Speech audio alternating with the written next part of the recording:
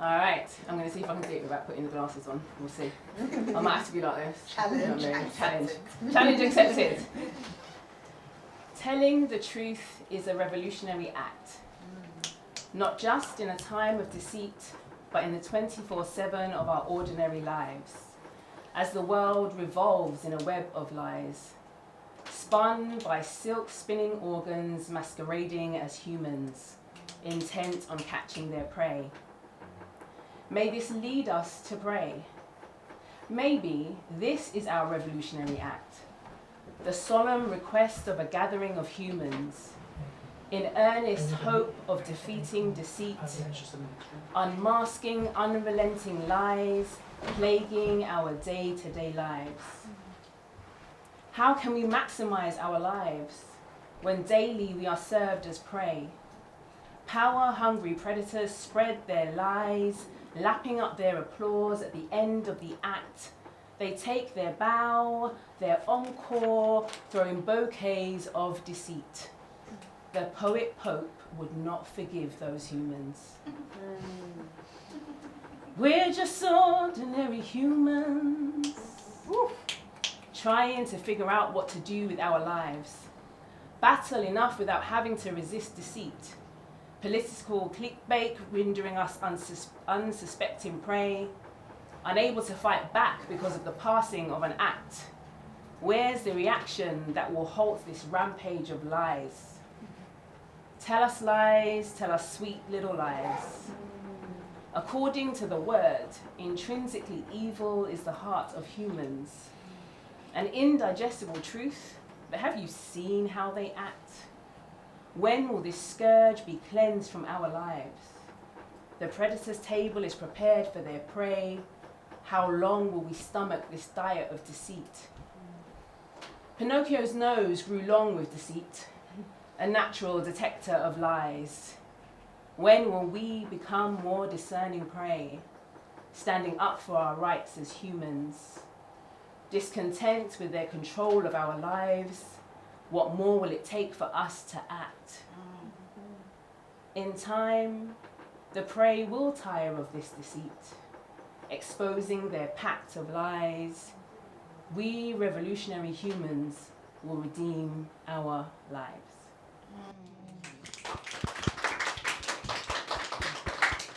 Anyone want to start off? Yeah.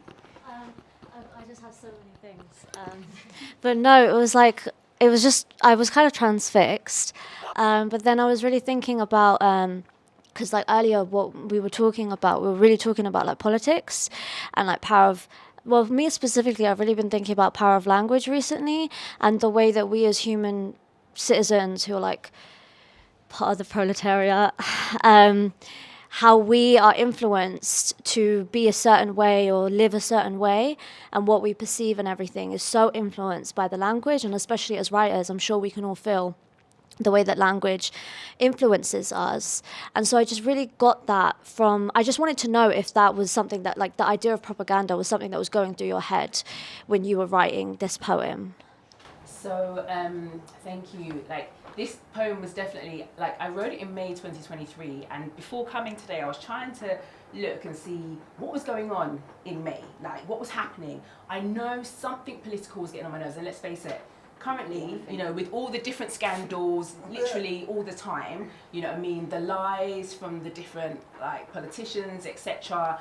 And so basically, when I decided that I wanted to try and write this particular piece of poetry, I know that the whole political situation, and also for me, my tension between our apathy, maybe, as humans, but also because I was really questioning why do we not react to certain things? Mm-hmm. But also I think because we're just so tired, or at least that's we're just so exhausted by all of the lies and the whatever that actually maybe we just become a bit paralysed. But yeah, definitely I was thinking about our politicians and all of the rubbish that they are doing, and getting away with it, and yeah, that kind of stuff.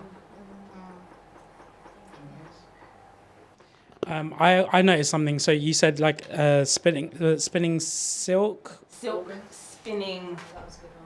spun by silk spinning organs masquerading as humans. So I was like thinking of like how silver and like having a silver tongue, kind of like this kind of being good, being slick, and what came from that imagery for you? Like what inspired that? So that particular one, because I was thinking about, because what is it, the line before, I says, as the world revolves in a web of lies, yeah? And so for me, that obviously thought about a spider's web and how does that work and stuff, and so I was kind of looking into that.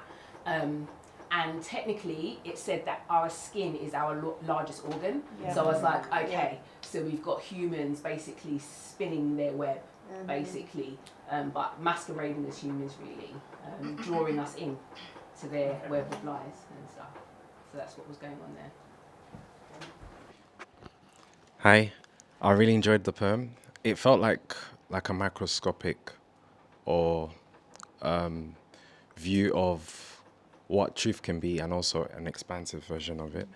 And then as well, I want to ask you a question. Do you have people in your life who are truthful to you? And also another question. What is your definition of hope? Gracious.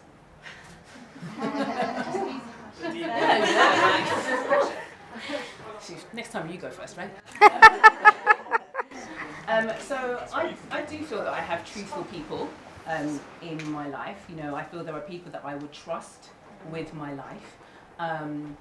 I think, or at least I hope, that most of us can say that there's at least one or two people who, some people call them their tribe, their squad, your people, whatever, that you feel like these people will be there for you. Or as like one of my cousins said, I would run through walls for you. And I feel that I have people in my life definitely who are truthful, which doesn't mean that we can't do wrong by one another, because we are humans, right, and we make mistakes. But I feel I can trust them, I can trust their word. I've seen their life and their integrity and stuff like that. So I feel blessed in that respect to have that in my life. What is my view of hope? I'm desperately trying to think. I had to write the answer to this for submission, and I feel like it was such a good answer, but I can't think of it now. I think that hope is something that is very intangible, but at the same time, I think it's something that each of us, it's a verb as well, I think, in that, you know what I mean? Each day that we get up and we're breathing, we can get through the day or what have you. There's an opportunity to think that I can do some good, or there can be something better, or there can be something more, or actually I'm just hopeful about the fact that here I am in this day, enjoying this moment. So I think it's a very intangible thing that we can want to grasp for. I think it's also a thing that we can work at, and I also think it's something we can give to one another. You know, like being even in this room together, like our words as creatives, or if we are people who create films or that kind of stuff, we are trying to create or give people hope, you know what I mean, by what we portray, even when we're looking at some of the most difficult situations and stuff. It's slightly a tangent, but maybe helps me explain it. Like the word encourage, the en actually from like the old French means to put into. So when you say that I want to encourage you, the literal translation is like put the courage into someone, and I think that we can put hope into one another. You know what I mean? Even if it's the fact that, you know, I see like Tumi's life and it's like she might have gone through something that I've gone through and she's come out the other side, that gives me hope, you know? So it's an intangible, but also I think something that we can work at having and give to people. Yeah, I think I'll. Anyone else? Make me louder. I'm joking. Just a note, really. I loved it, and the imagery in it was beautiful. And I actually, for me, it gave me the mindset of, there's been times when I've sat in a room full of people that are saying stuff I don't gel with. And I've kind of, it feels a bit like that whole masquerade, like everyone's putting on this pretense. And sometimes you're sat there like, whew, okay. And you don't want to speak up, which obviously raises that question that you said of like, why aren't we speaking up? Why aren't we saying things?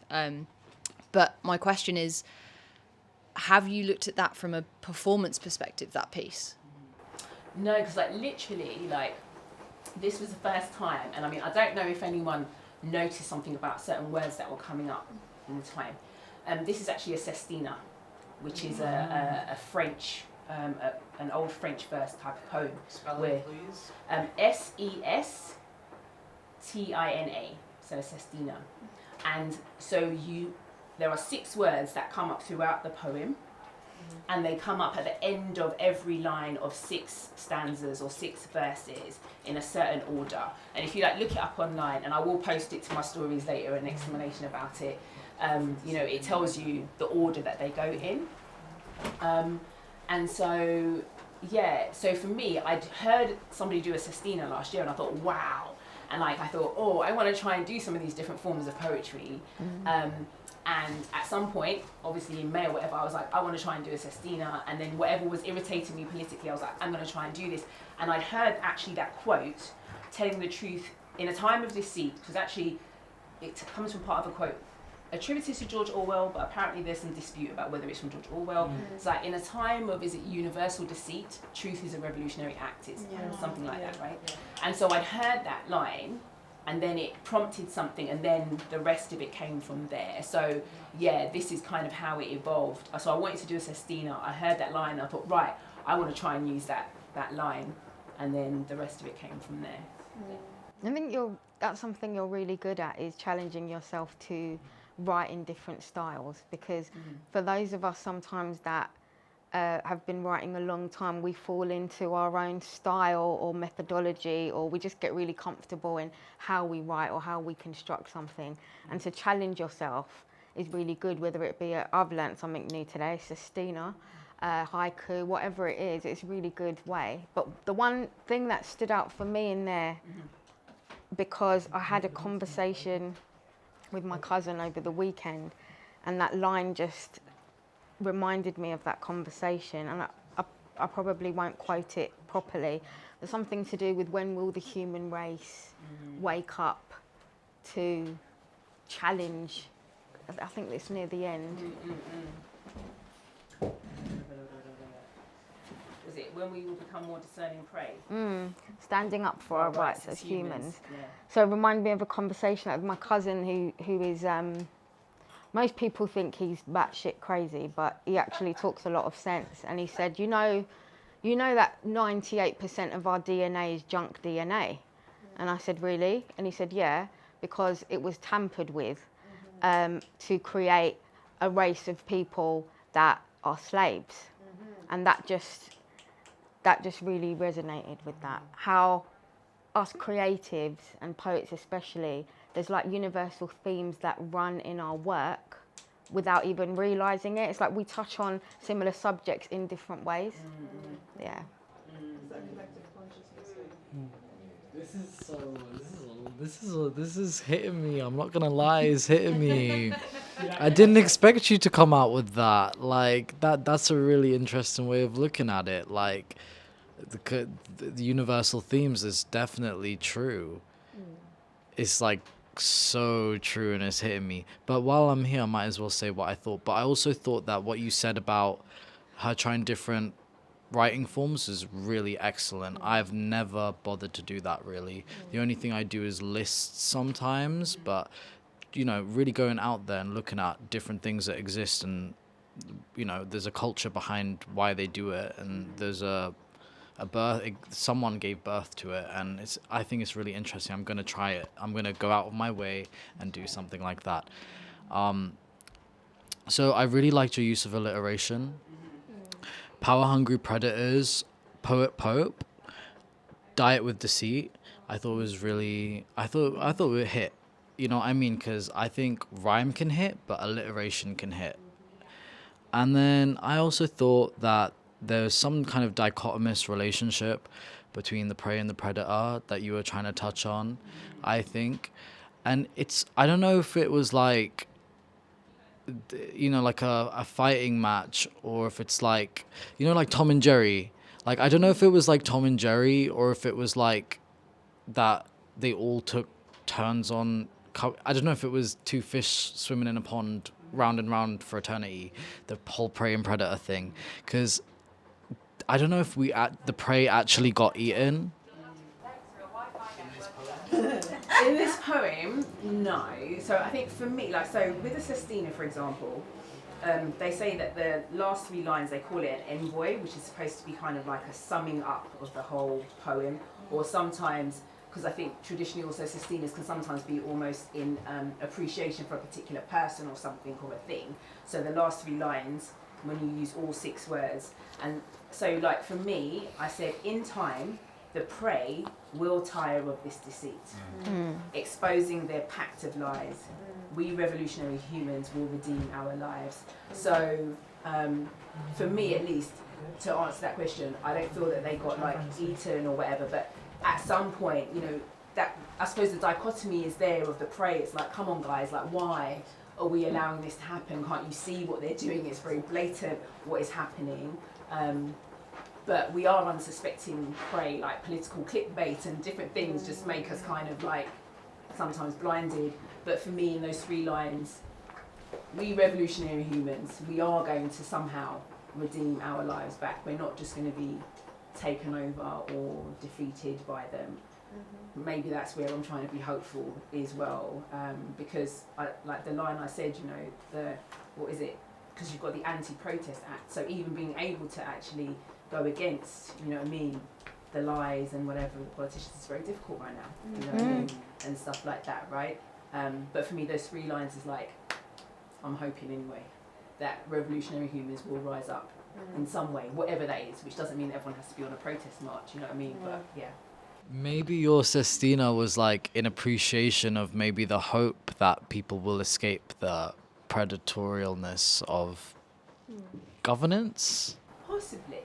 Do you know what I mean? Like, I'm not trying to tell you what your poem's about. no, but it's interesting because for me, whenever I write something, I try to, obviously, I think we all have an idea of where we're going. So I knew that I was irritated by politicians and that line, you know what I mean, telling the truth. And I've been very clear of trying to, you know, like, when will this scourge be cleansed from our lives, you know what I mean? And the reason, so even that line where I say it's political clickbait, I questioned whether I wanted to put in political at one point. But I ended up leaving it in there because I wanted it to be clear. I'm not dismissing all humans, that this is about the political sphere going on. I wanted to at least throw that in there. But for me, it's always open. There's always an openness to how people can read this or what they see in it and whether they see their hope. So for example, in the title, Known by Their Acts, you know, come on guys, let's see what they're doing. It's very blatant who they are.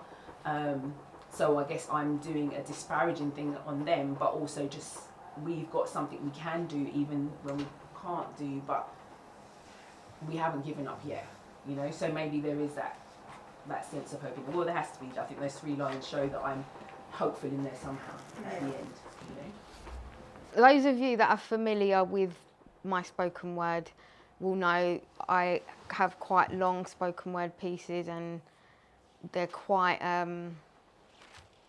powerful, and the way I perform them, and I purposely for Scratch Night chose pieces that I've written that I've not, they're not what I would say are spoken word pieces, and they've not been shared before. So this one is an amalgamation of some newer musings and thoughts combined with something that was written in October 2003. So these notebooks have like been dug out of the archives because I think it's really interesting how poetry in particular can be timeless. So we go, Rehab is for the rich. Don't pretend to know struggle when you self-inflict pain, simply because you have nothing better to do. It's easy to mess up when you know that you can afford to clean up.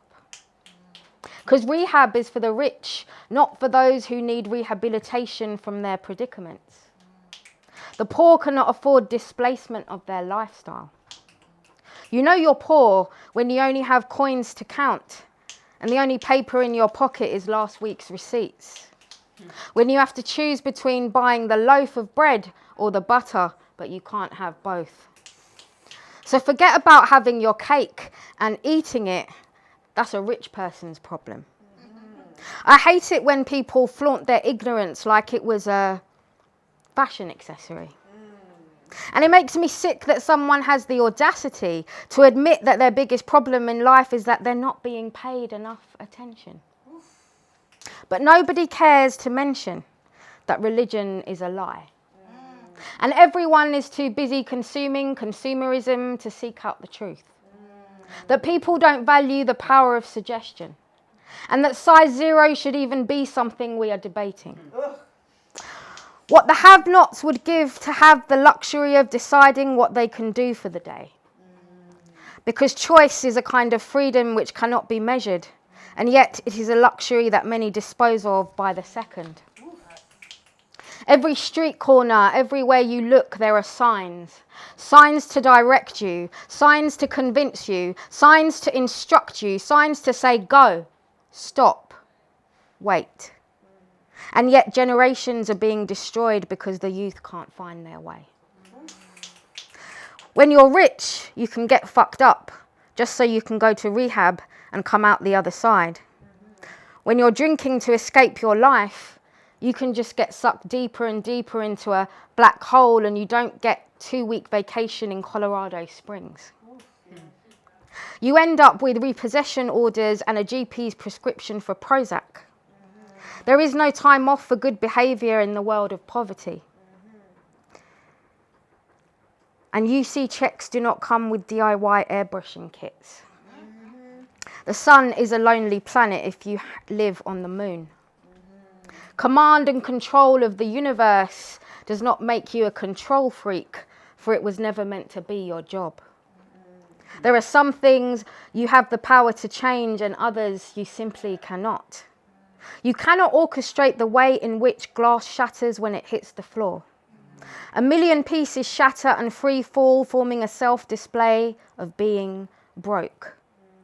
You can't dictate the person I want to be. I may be different, think different and do differently.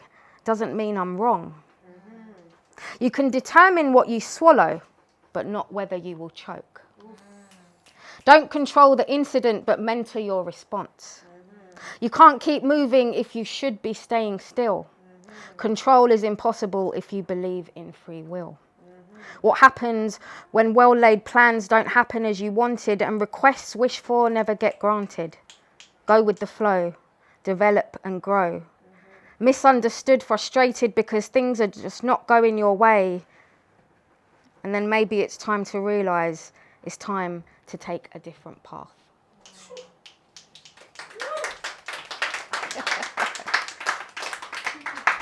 Anyone want to go first? I'm a novice at this, right? And don't get me wrong, because they're very insightful, very powerful, for sure. But do you ever get to be asked, like, it's my first time to be in this kind of, I've seen it on TV and movies and all that. Have you ever been accused of, these are just rants of the intellects? Has it ever come your way? It's a very good question. I think that you can look at it in two ways. I think poetry can be seen as something that is a privilege for those who have time to, muse over philosophical, societal matters. For me, I see it as a responsibility of the artist. For me, I see it as my job to question, and this is the way I do it. So I make sense out of my life and the world around me through questioning. And so if you look back through history, there are poets and writers and novelists and historians who question what needs to be questioned. And I think that we're losing the ability to do that because we're taught to be, like I touched on in the piece, we are so encouraged to be consuming all the time that we're too busy to be creating. And so when we create, it allows us to be questioning of what's around us, because I don't want to consume what you're giving me. I want to create what doesn't exist. Right? So if the table isn't there for me to sit at, I'll make my own chair. I hope that answers your question. I think she was first. No, go. I'm interested. I like that your question is going off the back of that one. I want to know. I was just going to say I loved that, by the way. I loved how it came directly after Janice's poem and how her whole thing was about truth. And then you came in with your one. It was just like, yeah, let's just fucking burn the table down and just build a new one. And I was like, it's interesting because from your poem, I know you were speaking particularly about politicians, but we all have a personal responsibility. And actually, that's what I love about being a poet. And that's what I love about these events, going out and speaking, because there is something about us just being consumers, and that's what we're being programmed to do. And that's what I got from your piece as well. And you're so mad at the government because that's all we're doing, consumerism. So it was really nice to hear your poem that just followed that up, because it kind of rounded up what I was thinking about the whole thing. And I just wanted to give you guys your flowers and say that I loved it. And I love you guys' stuff anyways, that's why I'm here.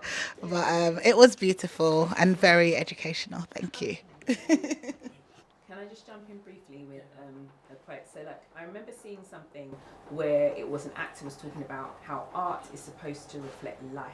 Yeah. So whether it's film, whether it's poetry, whether it's song, and so this is coming off the back of what Neelofer was saying about responsibility. And I've got a number of poetry quotes that I like, but this one I'm going to share from Linton Kwesi Johnson. He says, "Poetry for me was always a political act.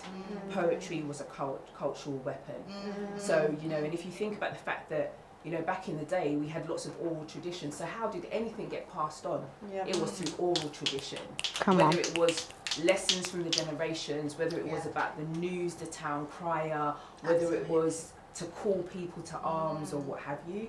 So I think it's definitely and absolutely, it can just be like ranting, and that's okay, because for me it's also a part of self-expression, do you know what I mean? And some people find that in their poetry, some people find that in going for a run or whatever. But I do think absolutely there is a responsibility, and that just like music and song has been very powerful through the ages to represent, you know what I mean, people who are wanting to rise up. And I think in the same way that poetry, good writing, certain film, basically creative artists can do that with what you do, which is also why we need to be very mindful of our words, which doesn't mean we can't have fun and just have a laugh. I'm not feeling that every time you have to write a bit of poetry, you have to be chanting down Babylon. But it's always fun, But, you know, particularly if we're speaking on topics of the day or whatever, to be mindful. Actually, we all need to be, like Jodie was saying, we all need to be mindful of what we do just in our personal interactions. But as people who may sometimes have a bigger platform or stage, I think there's a greater responsibility on us to be mindful of that. And I will say off the back of that, being a person of colour, being a woman of colour, plays heavily into what I write about and why I write. So the question often gets asked, you know, what motivates you? So, you know, when we're talking about these subject matters, if you look at it, how many of us are really going into the profession of being historians? Not many. How many of our young generations even know their history, right? So it's also a way of us writing ourselves back into the narrative that we were taken out of. And that's, for me, that's so important. So whether it's my sister writing the first South Asian play that is multi-generational, and it's not about having a bud accent because that's the way TV represents us, whether it's that, or it's me writing a poetry about rehab is for the rich, and then touching on subjects about how there is such societal inequality and why is that. This is our means of protest. So I may not be out there on the street, but my work will ask questions of community and society. To be honest, hi everyone. To be honest, both of your pieces, they hit in so many different ways, and I can talk till the town comes down, but because trust me, like the only time I'm quiet is when there's food on my plate. But yeah, but what so many things came up in both of your pieces that intrinsically align, and what you were saying about everybody having similar experiences, similar points of writing, because everyone's feeling it the same way, but they're expressing it in different means. And the way I see it, especially as you're talking about creativity and artistry in whatever medium, if you come from creation, therefore you must be a creative, one way or the other. it just comes out in a different form of medium or expression. And through what you were saying and what you were quoting, something came to my head and I wrote it down. And I wrote, art is a practice. So, and then I looked up the word practice to look at the actual definition. And it says the actual application or use of an idea, belief, or method, as opposed to theories relating to it. So the simple point is that we're putting action to our thoughts and feelings and awareness to what is going on. It's, as you said, rewriting our history to put us in, because back before, things weren't written down. We didn't need to. It was practiced. Everything was practiced, and that's how it passed on. And the act of doing is so, so important. And I resonate with every person in this room who is doing some form of creativity, who is putting it out there, and who is standing their ground for these for these matters, because they do matter, you know. And what you were saying about I'm going to kind of go in between both of your poetries, because with your piece, it was very descriptive, and it was very open, as you said. It had a lot of ways where people can interpret it and take cherry pick different things that applies directly to them. But you also kept it to a particular point. There was a particular flow to it, and there was a particular theme: the predator and the prey.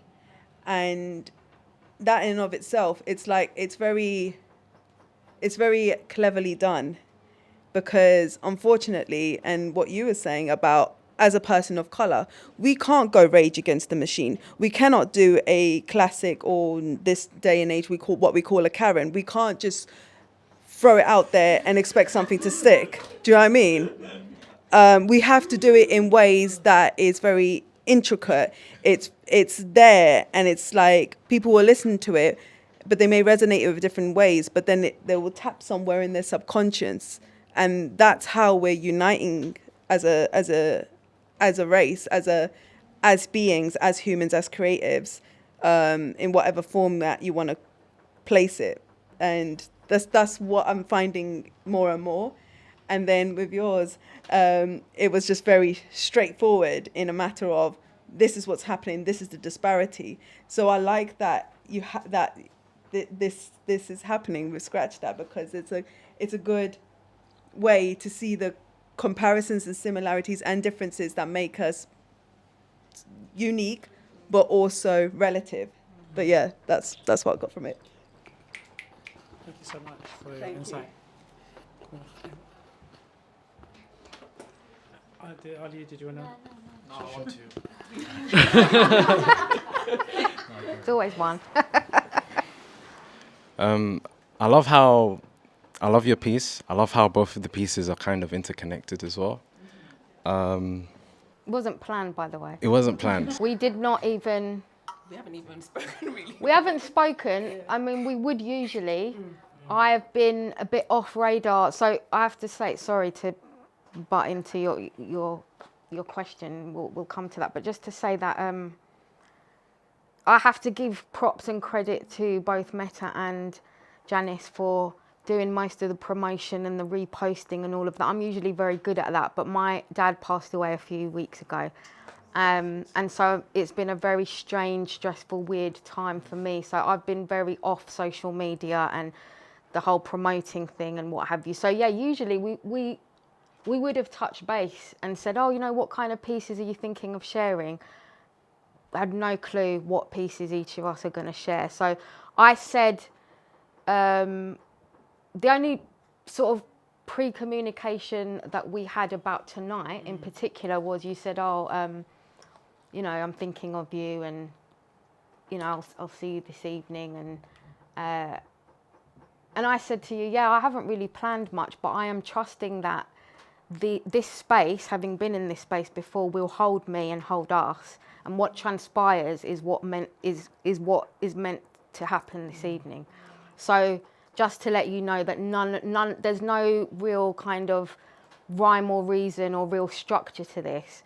And I believe in the magic of that sometimes just let the moment, the energy of the space, the people that you're with dictate what you're meant to be sharing. Because I think as poets that go to a lot of events, we're so preoccupied with like, is this my best piece? Is this polished? Is this finished? Which is the beauty of Scratch Night and the vision of Meta. To be like, sometimes there could be a scribbled note in a book that you've like left in the drawer, and actually that could be the genesis of something very special. So your piece was on poverty, and poverty is such a universal theme, and it transcends so many different scopes. I was thinking,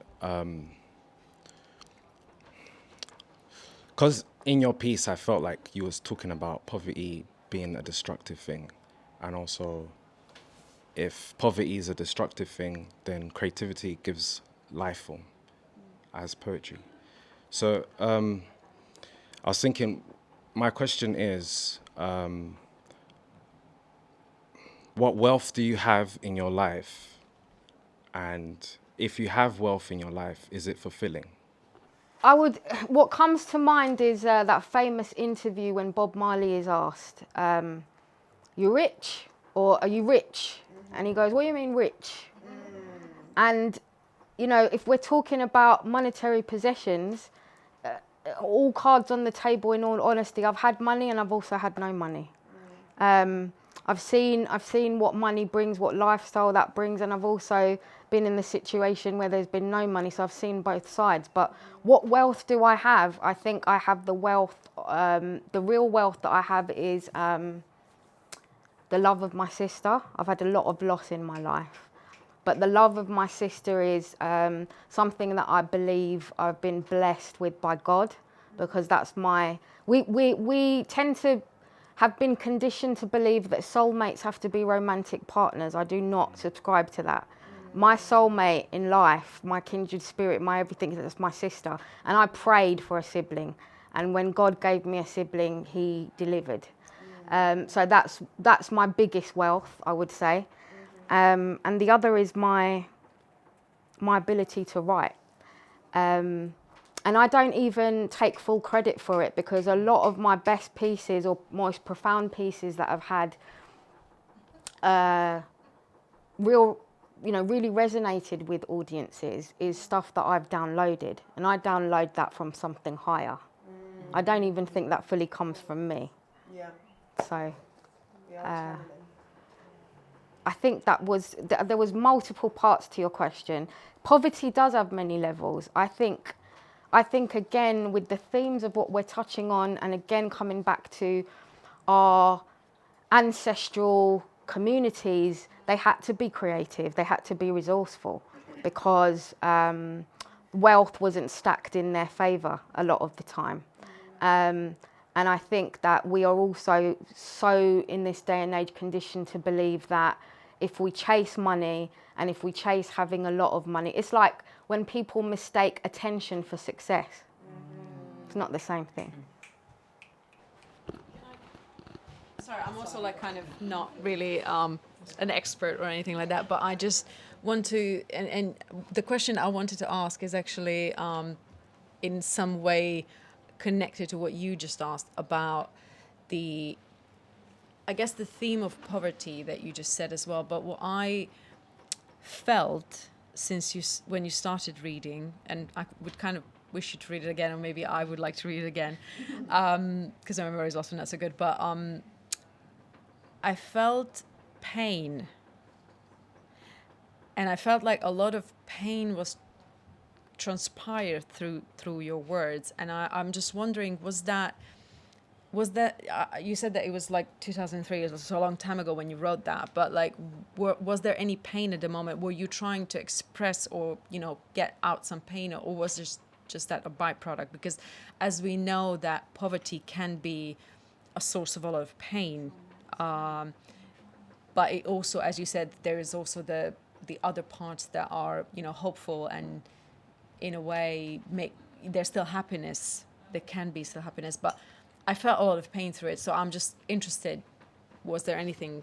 Yeah, I would say that both of you who say you're not really used to these events have made very astute observations and asked really good questions. And yes, there definitely was pain channeled through that. And the way I or the lens through which I'm talking about poverty, if the piece is called Rehab is for the Rich. And it comes from a place of seeing my mother suffer with alcohol addiction, and seeing that when you don't have means, it's very difficult to get the help that you need. And then I've also seen people who have more means than they need, and they're bored.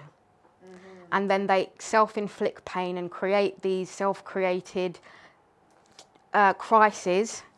And then, you know, there's no real sort of consequence. And I've seen the consequence of addiction for one person, and how it not only affects them, but generations to come and those that love them. And there's a real destruction that comes with that. So, you know, poverty, addiction, I mean, we could talk for hours on the, you know, the different intricacies and relationship between those things. But I guess the underlying message is, how much do we really value what we have? And are we always thinking about those that have more as opposed to those that have less? Because it's easier to think about what you don't have, especially in times of social media and TikTok and Reels and the perfect body, the perfect skin, the perfect lifestyle, the perfect house. And you look at that and you're absorbing it, even if you're someone who doesn't endlessly scroll, because I consciously make a point of not doing that. But, you know, so many people don't even realize they're doing it, and you're taking it in the subconscious. And then when you're looking at, well, how am I living and what car am I driving? And, it's interesting to me that a lot of people, when they introduce themselves today, say, I do this, and on the side, I do poetry. On the side, I do creative, you know, or after my 9 to 5. And actually, if we were given the choice of not having to do the 9 to 5 to pay the bills, our lives would look very differently. Because I think what really sets us alight is our creative pursuits and those passions that we have. But again, we're taught that you can't be a creative, you can't be a freelance artist, you can't be that. How dare you be that? How dare you use your time to question what's going on around you? Go to the used to be back in the day, the factory. Now go to the office, sign on, do your 9 to 5, join the rat race on the tube home. Be that person, be conforming. The whole school education system is set up to create conforming adults that sign in, clock out. You know, nowadays I work in a school, and, you know, I mentor young females, and only today we were doing some training, and this whole British values thing that now school promotes, if a student even touches on anything that seems anti-British values, or is vocal against that, they are now termed as radicalised or a terrorist or an extremist, which is absolutely ridiculous. So we are losing our free will of expression. And that's why it's so important that us poets, writers, photographers, filmmakers, whatever we do, visual artists, we are telling our stories, questioning, because that's what they're trying to do, is make us quiet. Yeah.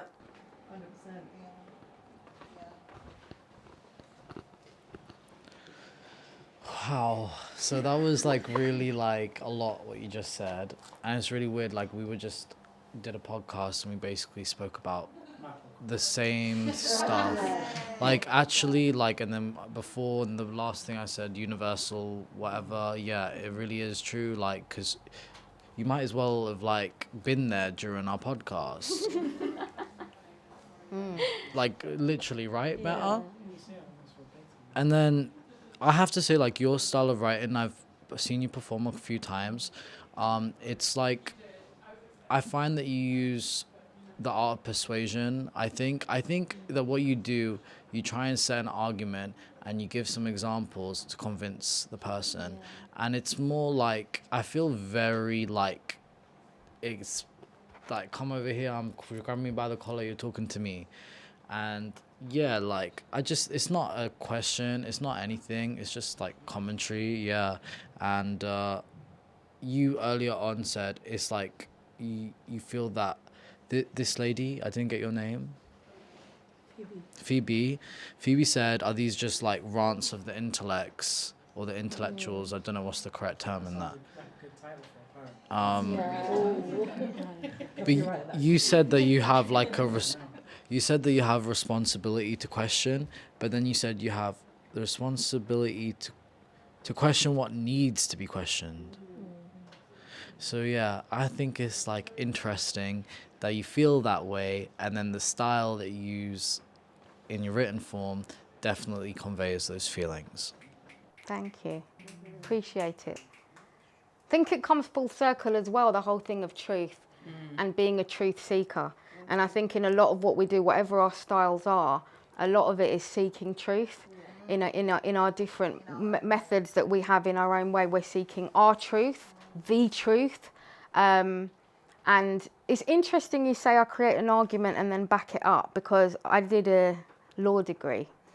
So maybe that's coming through without me even realising it. I can't remember the poem word for word right now, but like you kind of said, it's like this, and let me show you in this way. You said you gave an example of like where you oh come on, what'd she say, man? Do you remember some of the examples? Would you mind just a couple of them? Where is it now? Yes. Whereas a poor person, they get the Felix round or something. Yes. Yeah. The bread and the butter. But you can't have both. The bread And so and the butter, you having can't your have cake both. and eating it is a rich person's problem. The bread and the butter one really was like, wow. And because I felt that you gave this one and then this one and then this one. And then for me, it was the bread and butter one. And then you can't have both. It was like, whoa. Might as well not bother. I love the way you broke it down in such a matter-of-fact way. No, but firstly, are you done? No, because I don't want to interrupt his flow. His flow is so brilliant. Remind me of your name, please. Danish. Nice to hear you speak. Yeah, what was I going to say? Yeah, I love the matter-of-fact way you've taken it, because oftentimes with creativity, we get lost in the sauce, that we forget the ingredients to make that sauce. And the way you broke it down in that way, it's like, okay, because I didn't even think about it in a very, I guess, black and white way. But I love this kind of setting where people have different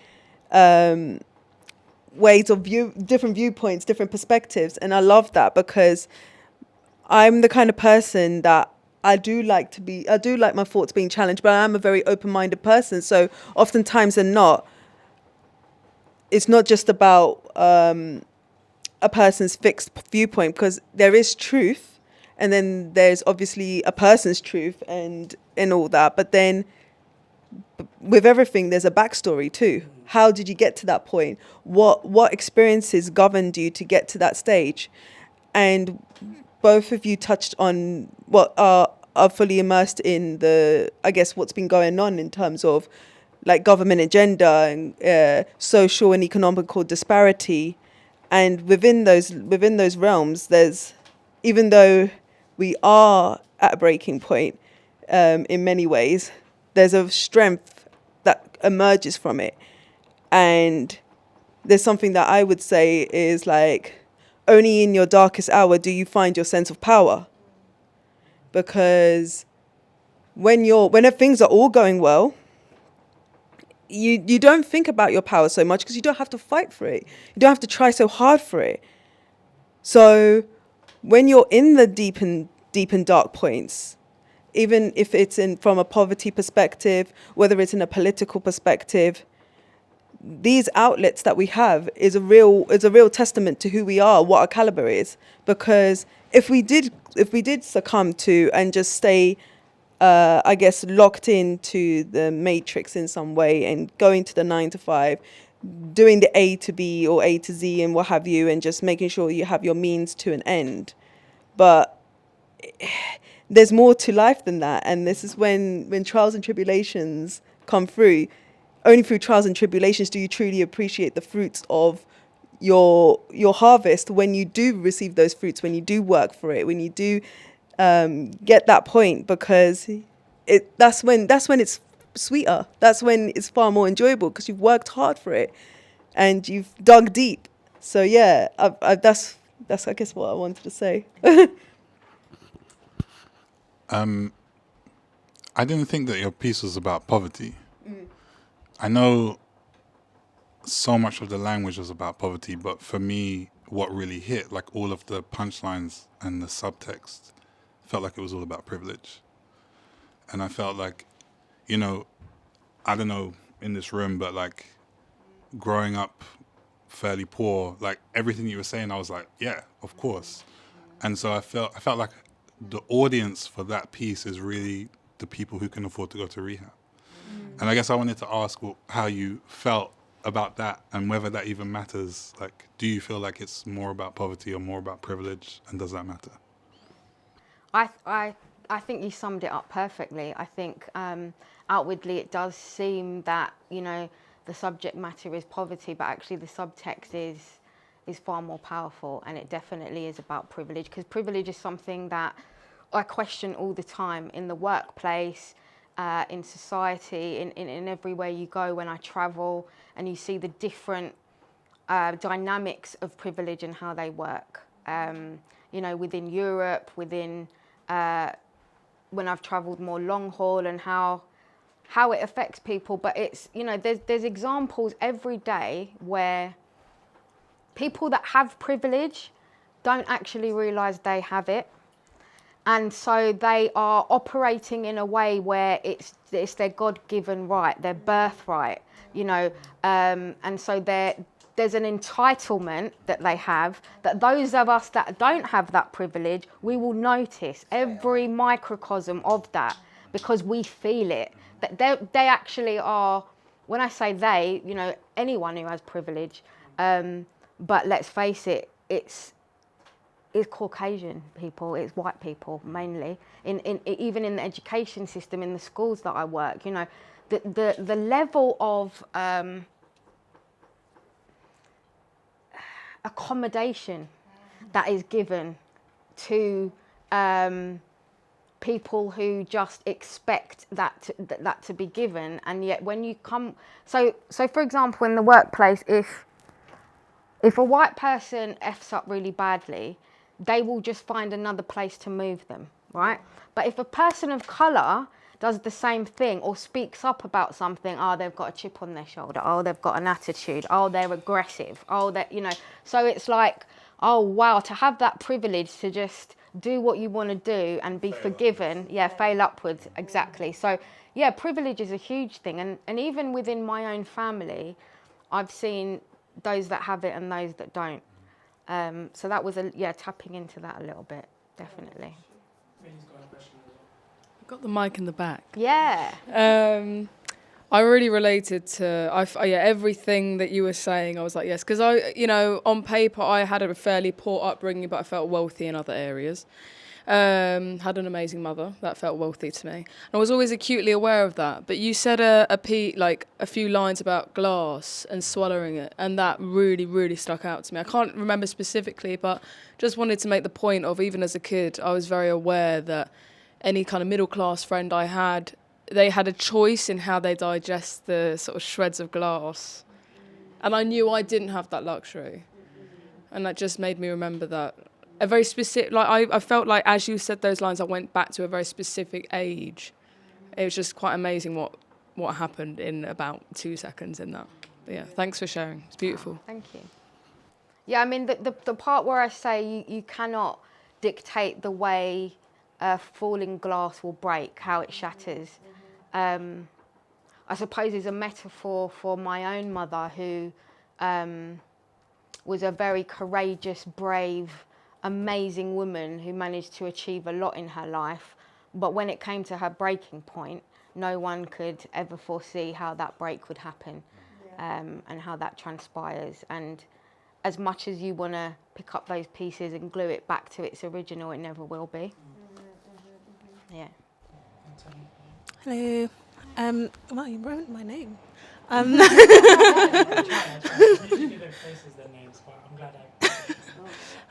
Thank you for your poem. And I feel like there was a lot in there that was like, yeah, true. But then there's also this part of my brain that was questioning, do you think that we have to forsake a certain level of nuance in order to like really get our points across in certain pieces? Because there was a line that made me think, I think you said something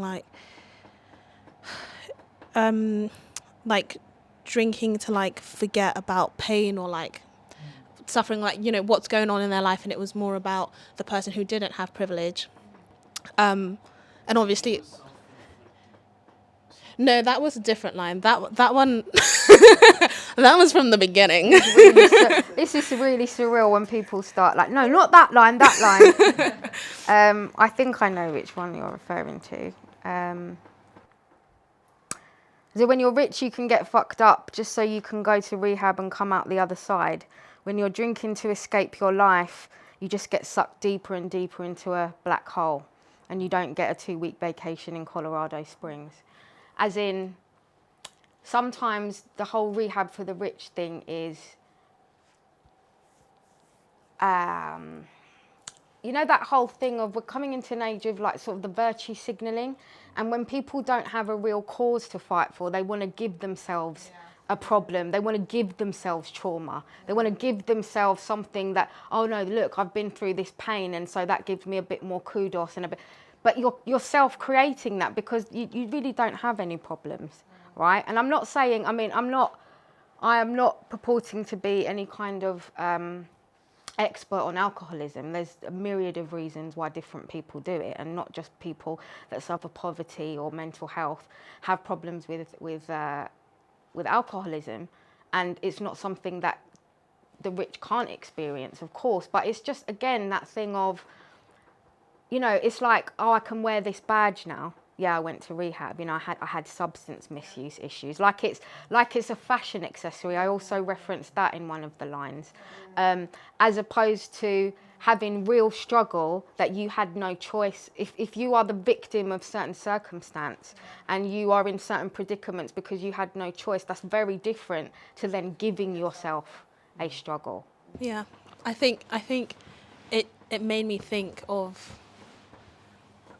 we can't address everything when we write a piece, basically. I think is what it got me thinking. It's like you need to decide what you want to say and then say it, and not like, and be like, oh, but you know, also there's this, and then, oh yeah, there's this other, but it's just kind of like you decide, okay, I am addressing like the virtue signalers, the people who create problems where they don't exist, and I'm just gonna like go for that, because I feel like my brain is always like, okay, but what about this and what about that, and sometimes you just need to not basically.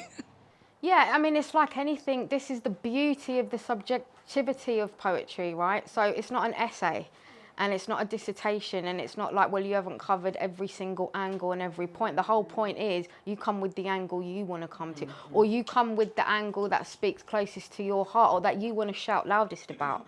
You know, what I might feel passionate about, you could write on the same subject, but you'll come from a completely different angle because we've experienced it differently within our lives, or we see it differently. And that's what I love about it. You know, you can go to an open mic night and there'll be like 5 different poets come up and do love poetry, but each of them will come at it from a different angle. So, yeah, I think if you come at it from an academic sort of intellectual approach, you do say, oh, well, I can go and edit that and put that point in as well. And actually, any of the stuff I share today, I can promise you, is unedited. It's raw. I haven't gone back and edited any of it. Yeah, I just wanted to come back to what you said right at the beginning, where you said this is an amalgamation of current musings and old pieces and lots of different things. And so as you were, one of the things that really struck me as you were reading through it was, I was like, the kind of depth and the continuity of all of these things that you've put together into one piece that isn't a polished, finished, like final piece, and how powerful it is. But yeah, to your point, just remembering that this is an amalgamation of lots of different things. Yeah. But also as well, good point. That we are all just to do our bit. Do you know what I mean, sort of thing. So it's like the fact that we are different people, parts of the human race, parts of a collective, whatever, and stuff like that. you just need to deliver what is stirring in your heart to deliver. Because one, partly as well, Neelofer is going to come with something else. I'm going to come with something else. Somebody else is going to come with something else, which in itself will probably end up making more of the whole. Do you know what I mean? All the other bits coming together and stuff like that. So I think, in terms of like having to cover every nuance, it's more about, for me, it's like, if you were delivering what you feel, then where maybe I might dig in is like, okay, this point that I've made, like even it's like, oh, I've used this quote, where does that actually come from? What does it mean? What's behind that? Does it actually still resonate with what I want to try and say? But actually, you just do your part, the other person does their part, because also then it's the hearer's part as well. Because look at, like, I mean, like, how long have we been talking on these like 2 poems?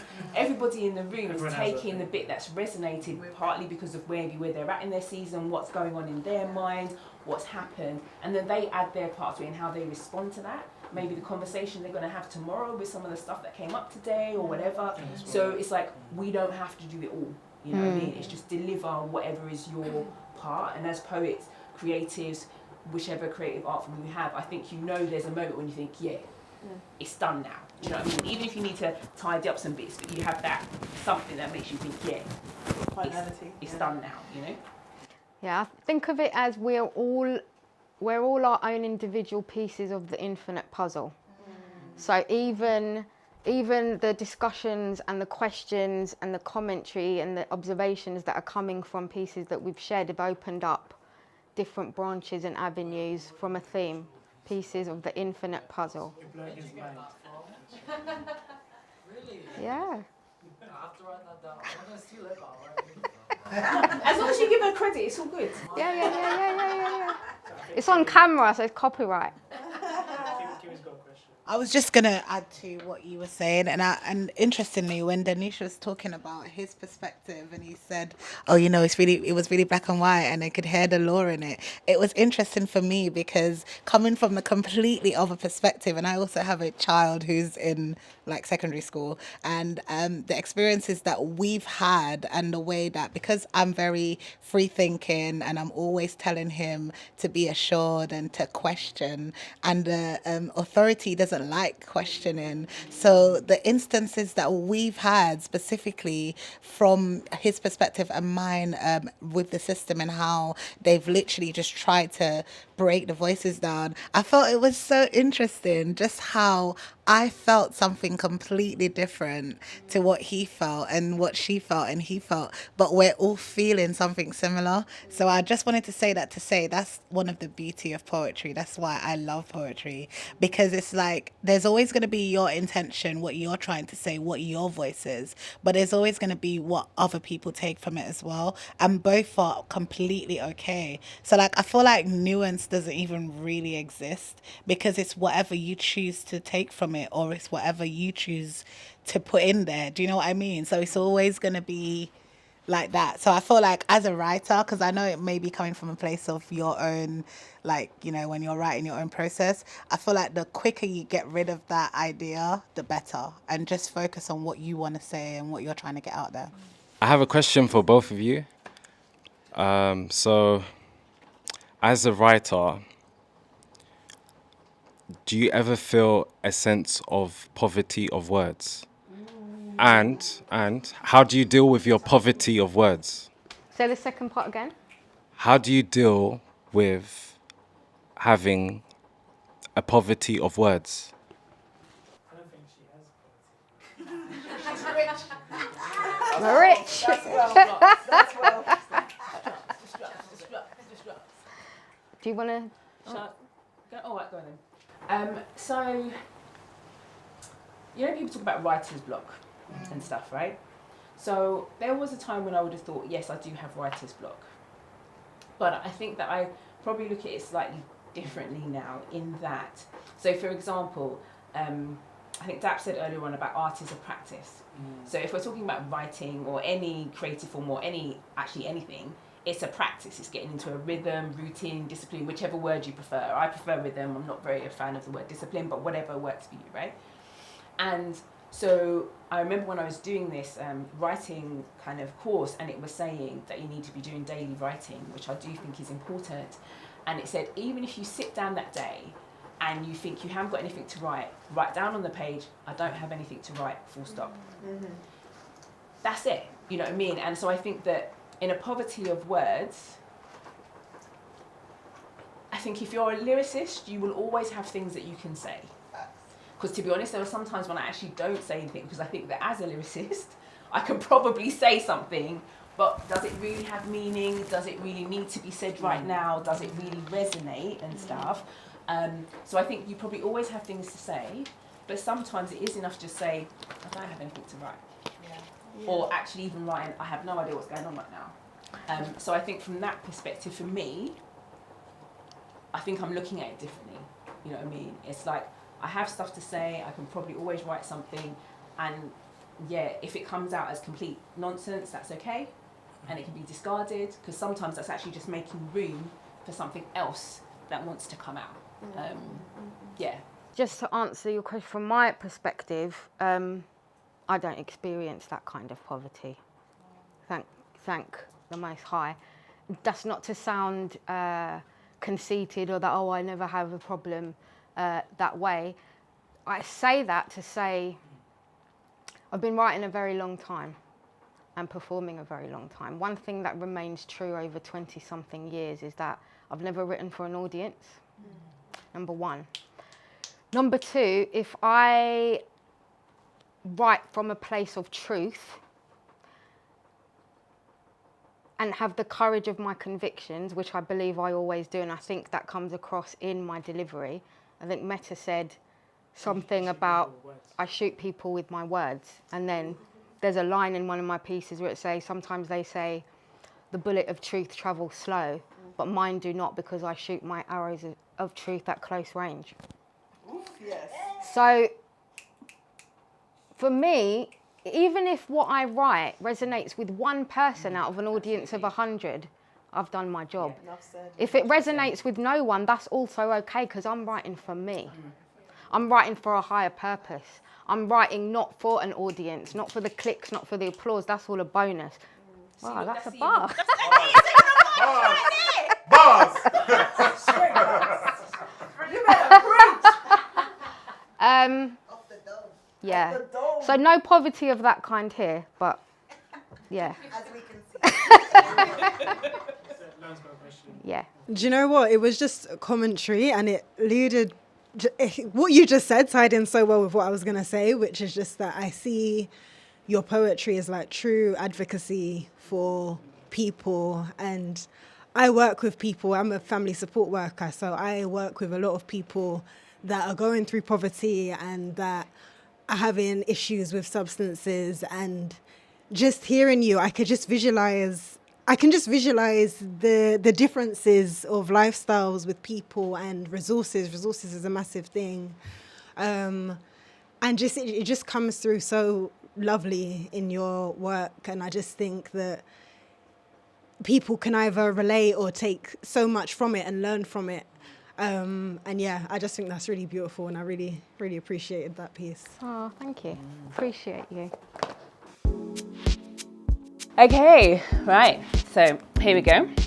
This is pretty fresh, something that just got prompted on the 2nd of August this year. And yeah, you guys are the first ears, so here we go.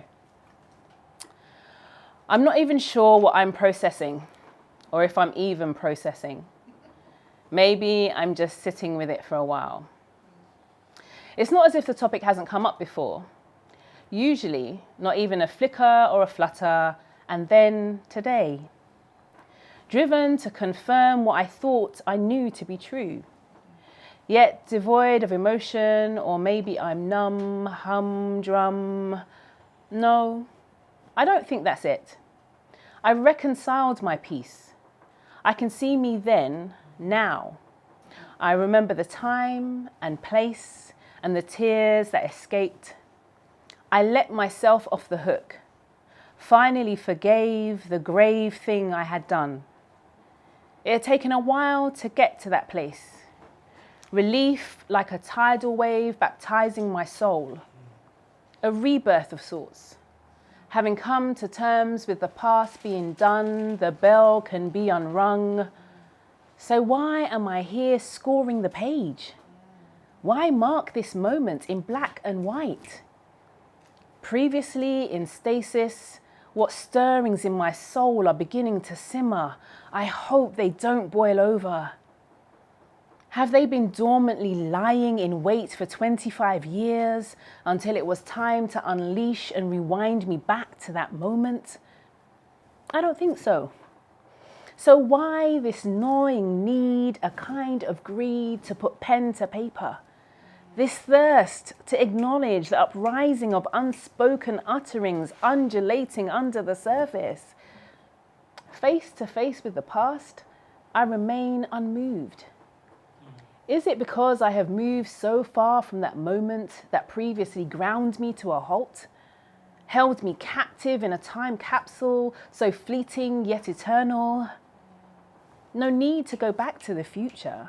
I am living my future now. So why has this brought me back to my past?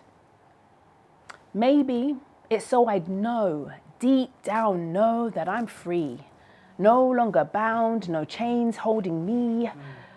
Or maybe it's for someone who'll hear these wondering words weaving their way from my consciousness to theirs, watering the soil for their healing, giving meaning to a past pain, providing respite for the weary, wounded sojourner, spilling breadcrumbs that might lead the way to a different version of themselves or perspective of events. Whatever the reason, the page has spoken. May those who have ears to hear, hear what they may need to hear. Thank you. Wow.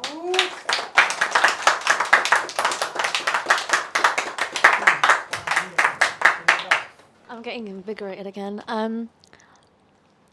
Yeah, that just blew me away. I was really seeing like this idea of like the past and the future and the present and that whole idea of being present. And I was thinking about also the cyclical nature of what you were saying. There were some lines, but I'm not going to be able to remember them, but I remember the feeling, and it felt like cyclical. And I was thinking about like spirituality in general and how like when you lead your life with that kind of mindset and everything is cyclical, then the lessons that are repeated, and I think this is what you were trying to say, but the lessons are repeated, and when they show up, the universe or God or whatever you believe in is trying to present them to you. It's kind of about like, are you going to live in the past? Are you going to, there's a line where you said something about Back to the Future, and how the future is now, and how ultimately like whatever these things are appearing that are cyclical, it could be a spiral if you choose to learn from the lessons and then it slowly transforms into something else. Is that what you kind of intended with that, even though that's so long-winded to explain? No, that's not long-winded. Thank you. Because it's always really, it's such a privilege to actually be hearing people respond to what you write. Because when we do this in a, for want of a better word, a more regular spoken word thing, you don't always get that. So definitely the cyclical thing is there. So this was like all came out of, it was literally me interrogating something, because literally there was something that came up and it was just, it wouldn't let me go. And I think there's like a line I said, like, I've reconciled my peace. So this thing that had come up, I wasn't there beating myself up for this past thing or whatever, but for some reason it wouldn't let me go. So I literally was like, okay, I guess I better just start writing. So literally, that's why the first line is like, I'm not even sure if I'm processing. Like I'd sat with it for a bit and I was like, okay, it's not going away. So I'll just put some words like on a page, do you know what I mean? And see what happens. But I definitely think that what you were saying, that we need to learn from the lessons of the past and also learn when we have been set free. For me, that I think maybe that was an important thing, because I think that when there are things from our past that either we feel that we have done and stuff, or that has happened to us, and that's not to invalidate, because there are some deep wounds that we can carry.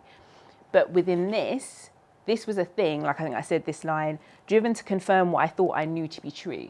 Like there is a true thing, there was a true time of reconciliation. So maybe if I wasn't careful, I could allow myself to be brought back into feeling the bad feelings or the whatever, but actually no. And that's why that's the whole interrogation. I don't think so. No, I don't think this is why. And it really literally was me just splurging onto the page as I was literally trying to figure out, why is this thing just got a hold of me, you know? Yeah, I hope that kind of answered your question. I'm not being critical here, but forgive me because I am a first timer, a newbie, whatever you want to call it. Just coming from a non-creative world, if you will. So have you ever looked at this, that perhaps poetry or writing is another word for, I don't know, mental health first aid, therapy? 100%. Like a poet that I like said something to the effect of, good poetry is like effective prayer. You know, it takes those things and lifts them up in a prayer. And also good poetry is an outlet for people, it's a conduit. So definitely, I think most people who write poetry in here would say that it definitely can also be a very therapeutic kind of process in terms of just a place to place whatever you're thinking or whatever you're feeling. So absolutely, I would say it can definitely be a mental first aid. And I think I made some reference earlier on. There's people who talk about in terms of writing that actually sometimes you should do, and I'm sorry, I'm not sure if the term is still politically correct, but they would talk about doing a mind dump on the page and stuff like that. And that sometimes it's a case of just write what's going on in your mind. Don't try to order it, because actually you might just be needing to clear your head out so you can actually think about what you need to think about. You can actually find what is the main thing that you need to focus on. So actually just allowing whatever tumbling thoughts are going on in your mind to go on the page. Maybe its only purpose is to just create some room, you know what I mean, for something else. So 100% mental first aid, definitely. Firstly, I wanted to say I really enjoyed that piece. It was very cathartic in the sense that I feel like your writing process is quite similar to mine based on what you've described, and also based on what I feel when I listen to your poetry. And it's like a lot of splurging. I do that quite often because, like you said, you need to have that space so you can, like, I feel like when I read it back off the paper, it hits me in a way that it doesn't quite hit when it's like swirling around among all the other words in my head. So firstly, I just wanted to say that I really identified with that piece. And for me, it made me think about healing and how sometimes we have the idea that it's something that you get to, or that you'll achieve a level or unlock something and then you'll be able to deal with everything. And it's interesting because when you really look at what that means, it's like sometimes things are presenting themselves to you that you've already healed from, but you can still get pulled back into it. So it's like it really reinforces the idea that it's not static and it's like constant work, and you have to be like consciously at it all the time, and it has to become that thing. So really, I just wanted to say thank you for that. I really enjoyed it, and it helped me a little bit with my process as well. So thank you. Just a comment coming off that as well. There was a line you said, giving meaning to a past pain. I think is incredibly important as a thought and a feeling. And a lot of writers I know, and I imagine probably 99% of this room, will write stuff sometimes, leave it in a book, and take that book out 2 years later and go, whoa, she was annoyed. Why was she so dramatic? Right? But I think there's things now that I wrote 7-8 years ago, I read and I go, shit me, she went through a lot. And it's nice as like a going through that reflection process to come back and go, fucking props to her, well done, sort of thing. And I can hear that in your writing. And especially, I know you said that that's really raw and you've done that today, but I can kind of hear that journey. And I think it's really, really relatable, really touching. Thank you. Oh no, it's the deep questions. Wait, hold on. Let me get ready. Give me a chance. Brace position. Brace. I really enjoyed your piece. I felt like it was like an investigation of happenings, and like you touched on something that kind of resonates with your other piece. And I felt like if those two poems were to have a conversation with each other, what would come about? Like the piece you had, the first piece you had before about truth, and this one, I feel like it's about release or something. because like truth in a way is like a release. So if they were to have a conversation with each other, what would come about? Your two pieces. Don't clap, I have to answer. Whoever's clapping can answer for me. I don't know if I've got an immediate straight answer, but I think that, like, so you said that it's like an investigation. So I think both of them are interrogating something. So I think that they would almost just be kind of just holding their meds together, you know what I mean? And, you know, sharing what's on their mind at the moment, do you know what I mean? And they may find some crossover or resonance, or actually they might just be literally holding space for each other, you know what I mean, sort of thing. So I think if the two conversations, because as you say, there's the investigation, there's the truth, there's whatever, maybe they're just holding space for one another, and allowing them to share their truth and their feeling in a different way, you know? And then maybe conversations would come up after that.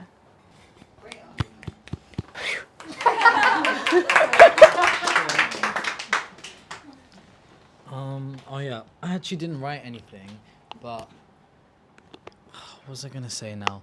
No, I remember. Yeah, so the beginning of it started with doubt. So like uncertainty, questioning, wondering. It even sounded like kind of dissociated. It was like, is this real or not? I wasn't sure quite where you were going. I'm intrigued to know what it was about exactly. You don't have to share it. But I was trying to understand like what it was that you were discovering, or when you were having that realization. And I think it was like when you chose to like look at it, or like chose to feel a certain way about it, because you said, I let myself off the hook.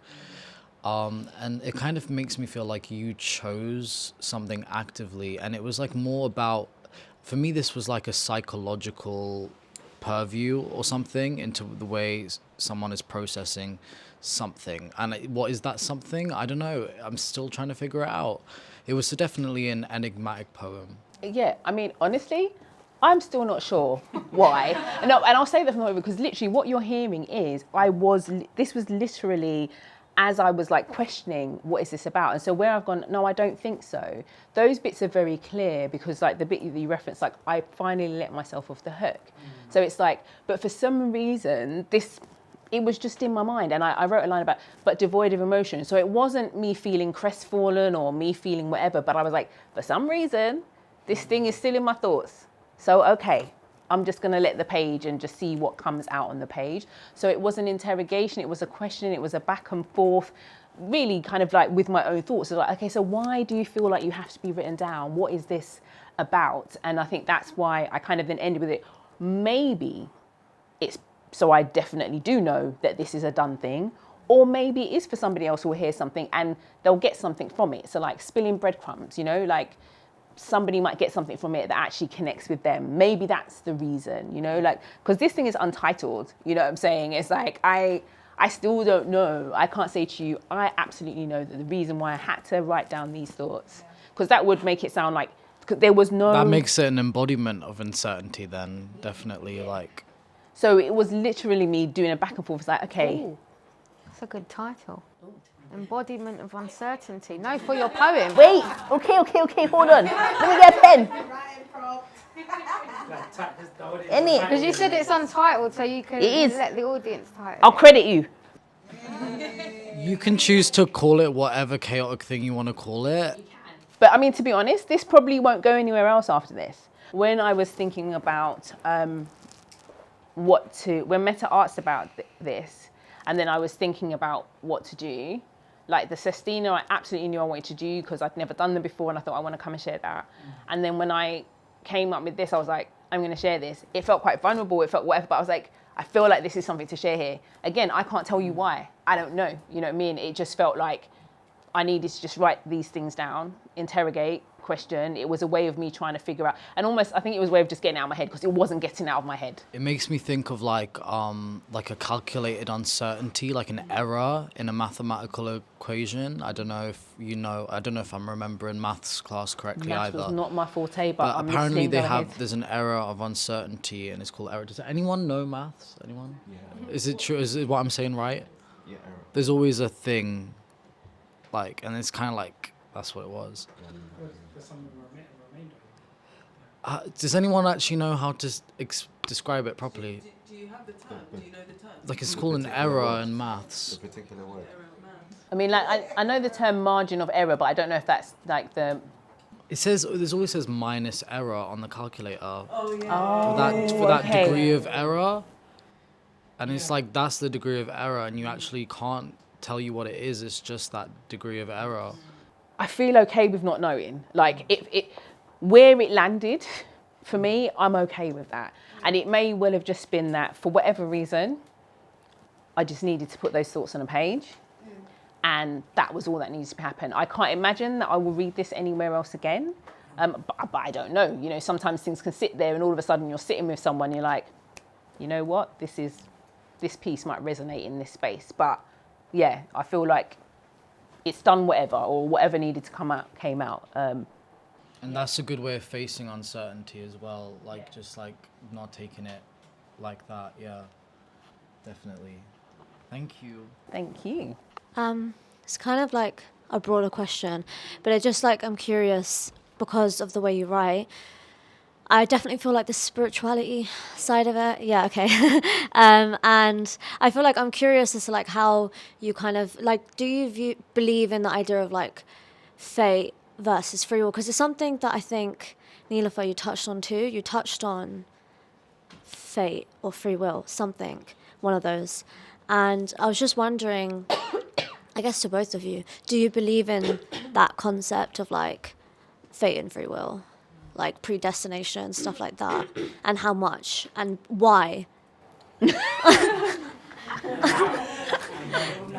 when, and who, and what, when, yeah. I guess I'll take the just to give you a little break. Do I believe in fate, destiny, kismet, maktub, however you want to term it? I do. Do I can't tell you the why because it's a very, very long, we don't have time for the why. But I do believe in free will. And I believe that in every single moment in your life, what you do have is a choice, even when it doesn't feel like it. 100%. So even when people say, but I didn't have a choice, you always have a choice. It may feel like an impossible choice, but you do have a choice. And I believe that we've all been blessed with free will and making conscious thought. So we have to value that. And then life becomes this interesting amalgamation of what is destined and what you choose. So maybe the destination is chosen, but through your choice and free will, you determine what the path looks like. Mm-hmm. So, yeah, I would resonate with everything that Neelofer just said there. Like, there's a verse from the Psalms that talks about how your steps are ordered by God. And I do believe that. So when you think about predestination and stuff and whatever, like, I think they all exist together. So as a person who believes in God and believes in a creator who has laid out a path, because I do believe I have free will, I don't believe that we're puppets on a string, you know what I mean, sort of thing. So I would say I feel that there is a path that has been laid out. And if you have any, if you resonate with either a creator or the sense of some people talk about universe, that there's a path that's laid out, which is quote unquote the perfect path or the one that might be the easier path to go. I have free will. I think sometimes I've made my path way more difficult than it needed to be, because there's been either signs or promptings, or I've blatantly known that it's like, maybe I'm getting that little nudge and I'm like, yeah, I'm not listening. I don't want to know. Like, I know, but I'm not listening. And then, you know, it's like, you know, why should I listen? Like, sort of thing. So I do think that all those things exist, but I don't think there's only just one of them. And I think that some people can give more weight to some than the other, because for me, if you go very hardline on predestination, to me, as someone who believes in a faithful, loving creator, to me, that sounds like I'm just a puppet on a string, and what's the point? You know what I mean? If I have no ability to make any choices, yeah? So I believe that, yes, a path has been laid out. There is a choice. There are things that have been ordered and stuff like that. But ultimately, then I get to choose whether or not I follow that, or I think that's the best for me, or whatever, you know?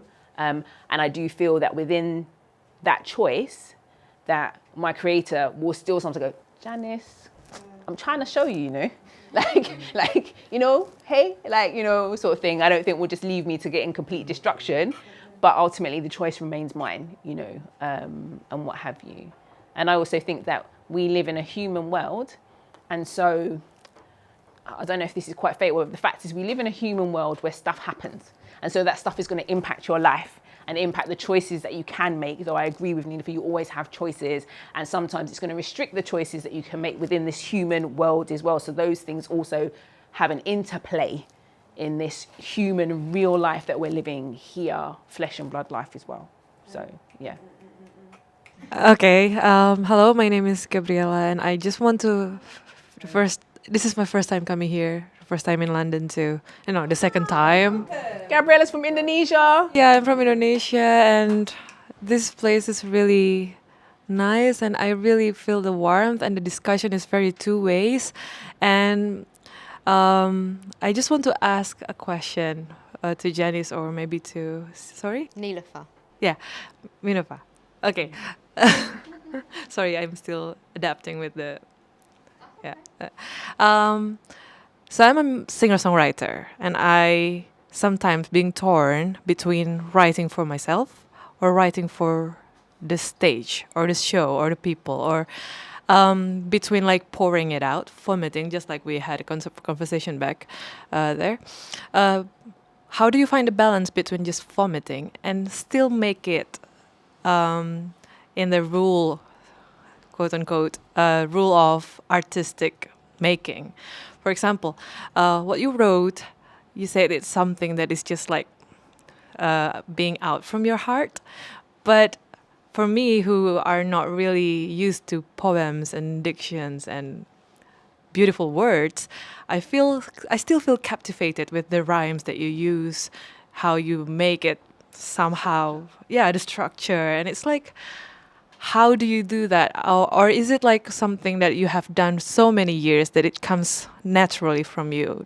Choosing the rhyme, choosing the next word, choosing how you want to phrase it or something like that? Thank you, Gabriella. So I think there's a couple of things. I think that, and I you know, I'm still very much learning. I'm really someone who's only come back to my creativity in the last 7 years. I think we remain creative all the time. But in terms of actually pursuing this as a poet, as a writer, allowing myself to be in that space, that's really something I've just been coming back to in the last 7 years. So I think that the more that you write and learn to understand your own voice in your writing, that I think that you come to understand, even when you hear what you've written and stuff, how does it feel when you've written it? Like, you know, what is it touching you first? Because I also think that in that writing for yourself or writing for others or what have you, I think that maybe touching back on something you said earlier, you're writing what you believe to be true or what you believe needs to be said. And then I think that when you go back over it, you're like, okay, is this just completely for me, or is this something that can be shared? Do I think I could stand by this? Do I think there might be something in it that might resonate to somebody else? And I think these are questions that you can ask yourself. And I think the more that you do it, maybe the more that you know. And also when you share with people and people resonate with something, and sometimes even see something you didn't even see, that then adds to your understanding. Oh, okay, so this, like, not because you're writing for that thing, but it's like, okay, that really hit. Okay, people actually connected with that thing as well. So I think those are a couple of things in that. And I just think that, yeah, that key of what do you think? I think that Neelofer talks about downloading sometimes. It's like when you've been given something to say or to write or to sing or to draw, I think that's your responsibility to do with what you have in your hand. But then in that maybe editing process, before you then share it publicly, just checking it again, is there anything in here that I think isn't for everybody, or actually can people maybe connect with this or something like that? So yeah. I'd say to that, intention is everything. And don't forget that everything's a process. Yeah? You don't always start at the end, right? So when I say intention, when you find yourself in any kind of conundrum or questioning what is right, how should I, go back to intention. Because the purer the intention, the more powerful the art. You know, and again with intention, are you looking to, so you used the example of songwriting. There's a very specific structure to writing a song, right? Which is why some people really enjoy the form of poetry, because even within poetry there's different forms, but free form poetry is I think one of the most freest forms that you can use. And so a lot of people that are creatively minded, and I can never remember if it's left brain or right brain, but left brain, like the fact that there aren't hard and fast rules. And that in itself creates a freedom of expression. And I would just add, because of what Neelofer said, like it's come up before that there are themes and topics that we all seem to resonate with or connect with. So I think that in terms of thinking if you're writing for other people, for yourself, if you're feeling something in some way, the likelihood someone else is going to be feeling that. Maybe not in the same way, maybe not from the same start point as you, but in those general themes of grappling with past pain, or, you know what I mean, grappling with what's going on in the world, that many other people are also going to feel it. So there will be some points of resonance in there for some people, because we are reflecting life in some way. You're doing it through your lens or your filter, but we're reflecting what's going on in life. But there's a spectrum as well, which kind of goes back to your question, you know, is poetry mental first aid, mental health first aid? And it's writing for writing's sake sometimes. I can honestly say throughout the years, poetry has definitely been my therapy when I couldn't afford it. Definitely been my best friend or my guide or my mountain, rock, whatever you want to call it, when that wasn't available to me. So there is that, but then there's also like a whole different plethora of reasons why you write. So yeah, I think it comes down to, especially when it comes to editing, and I'm not a great believer in, it's different if you're putting a collection together or submitting for publication, things like that. But I'm not a great believer in heavy editing. Only because if I read a piece and I really believe in it, I don't feel like I need to then go and take it apart and put it back together. That's me. That's what I feel. Can I add something? Okay. It's still related to poetry or creative activities as mental health first aid. That's what I do too. And I feel like that I am privileged to have those means to pour my feelings in the ways of music, drawing, words. But then a lot of people come to me and then they say, lucky you have those means, and I cannot. And in what I am doing in my study and my artwork, I sometimes feel like, or I sometimes think, how do I make this more accessible to people who are not really artists or musicians or poets? And do you have any ideas or maybe any thoughts about how could this expand so that more people can have first aid, like creative first aid? Or is there something that is exclusive to creative people, quote unquote? I don't know. I definitely don't think it's exclusive. I think that the more we have conversations with people and listen to people and listen to what people are talking about, concerned about, worried about, I think in general conversation, you get a sense of where people are coming from, and then maybe taking those things that you've heard from people and thinking, okay, how do I look at my art through the lens of this person that I had a conversation with, whether it was a young person, a child, an older person. I think that is something that you can do. I think also that you can recognize that what you do is probably there to speak to a particular set of people. And the people that are to be touched by your art will come across it in some way. Because sometimes I think making it accessible is about maybe where you make sure that thing is placed, or, you know what I mean, how you allow that thing to be shared.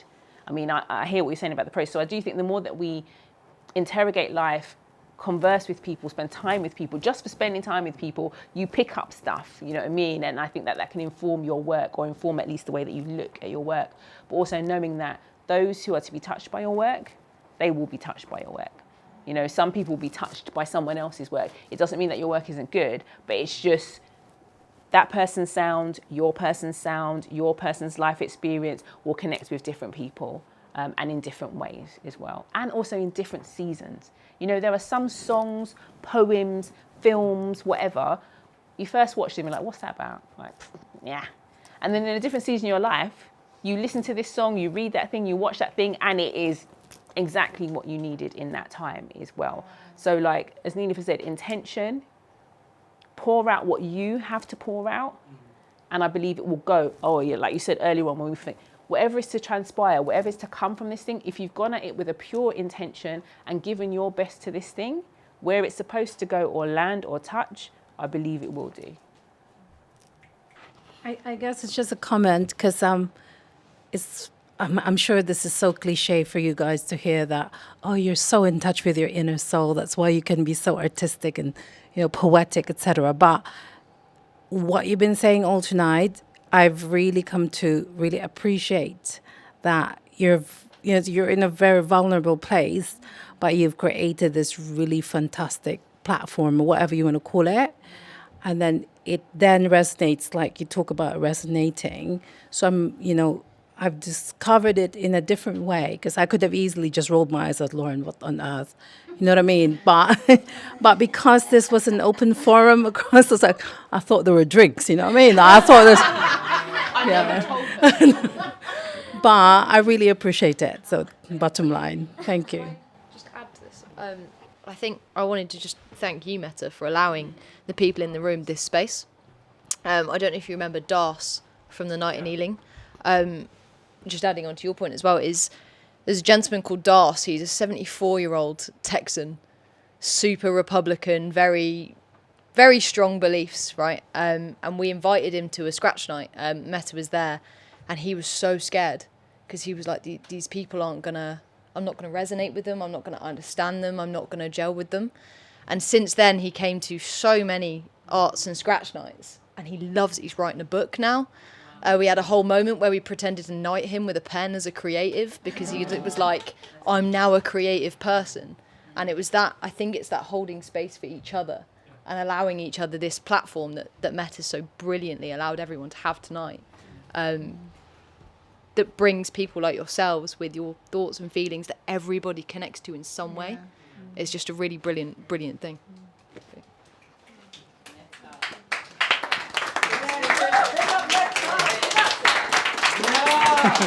I'm not really good with like essentials. Thank you so much.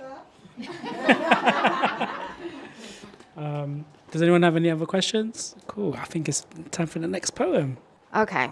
I'm not going to explain it too much. I will let it land as it lands and see what you make of it. Working title, Some Lands. In some lands, the strays are tigers. In some lands, they bury a horse with a small boy so that he may ride it in heaven. The train has no business going up a mountain, just like the elephant has no business in the town square. In some lands, the haze is orange dust. If life was a race, I'd be in first place, but sometimes last. I'm never rushing, but always right on time, and it's all okay. Just breathe. I met a child playing in the dark, told her not to run away, told her to come and sing with me. We danced, we played. Long enough until she was ready to sleep again. It made me smile. I stood in the light and in the reflection of the sun, met the most beautiful creature. Her name was Future. Oh wow, how beautiful. It made me smile. She told me to love what I see when I look in the mirror, because her reflection will be me. The world can chew you up and call it a creation. Perfection only exists inside of small moments. Sacred talismans. Eyes absorbed inside the screen, scrolling while walking, lost. Hard stop for soft drugs. Always be on your guard. What's a cab ride to a graffiti artist? Some are talkative when they have nothing to say. But there is a soundtrack to your childhood. Often we capture things by image to recall memories, but have you ever captured it through the essence of sound? The ice cream van, your father's laughter, the click of your mother's heels or your grandmother's bangles as she worked in the garden. Learning to ride a bike is child's play compared to a baby elephant learning to use its trunk for the first time. Underwater, a penguin is a torpedo in a tuxedo. On land, though, it waddles inefficient with its speed. The smallest hummingbird weighs less than a paperclip, and that's why it needs the hit of nectar to sustain wings that flap 60 times per minute. Even hummingbirds need to rest. Have you ever heard one snore? The human laugh has existed for over 30 million years, evolving through the control of breath. The frequency of a cat's purr is the same as the ones doctors use to heal muscle and bone. The feline, master of self-healing. That's it. Wow. I'm going to say that whole beginning was setting up scenes in my head. Some were really sad, like the boy with the horse and the position of where the elephant is, cause like it's and then just it was just so scenic, and then you carried on with like, you know, the penguin in the tuxedo as a torpedo, and I was like, that was just so cute. I just imagine Pingu just like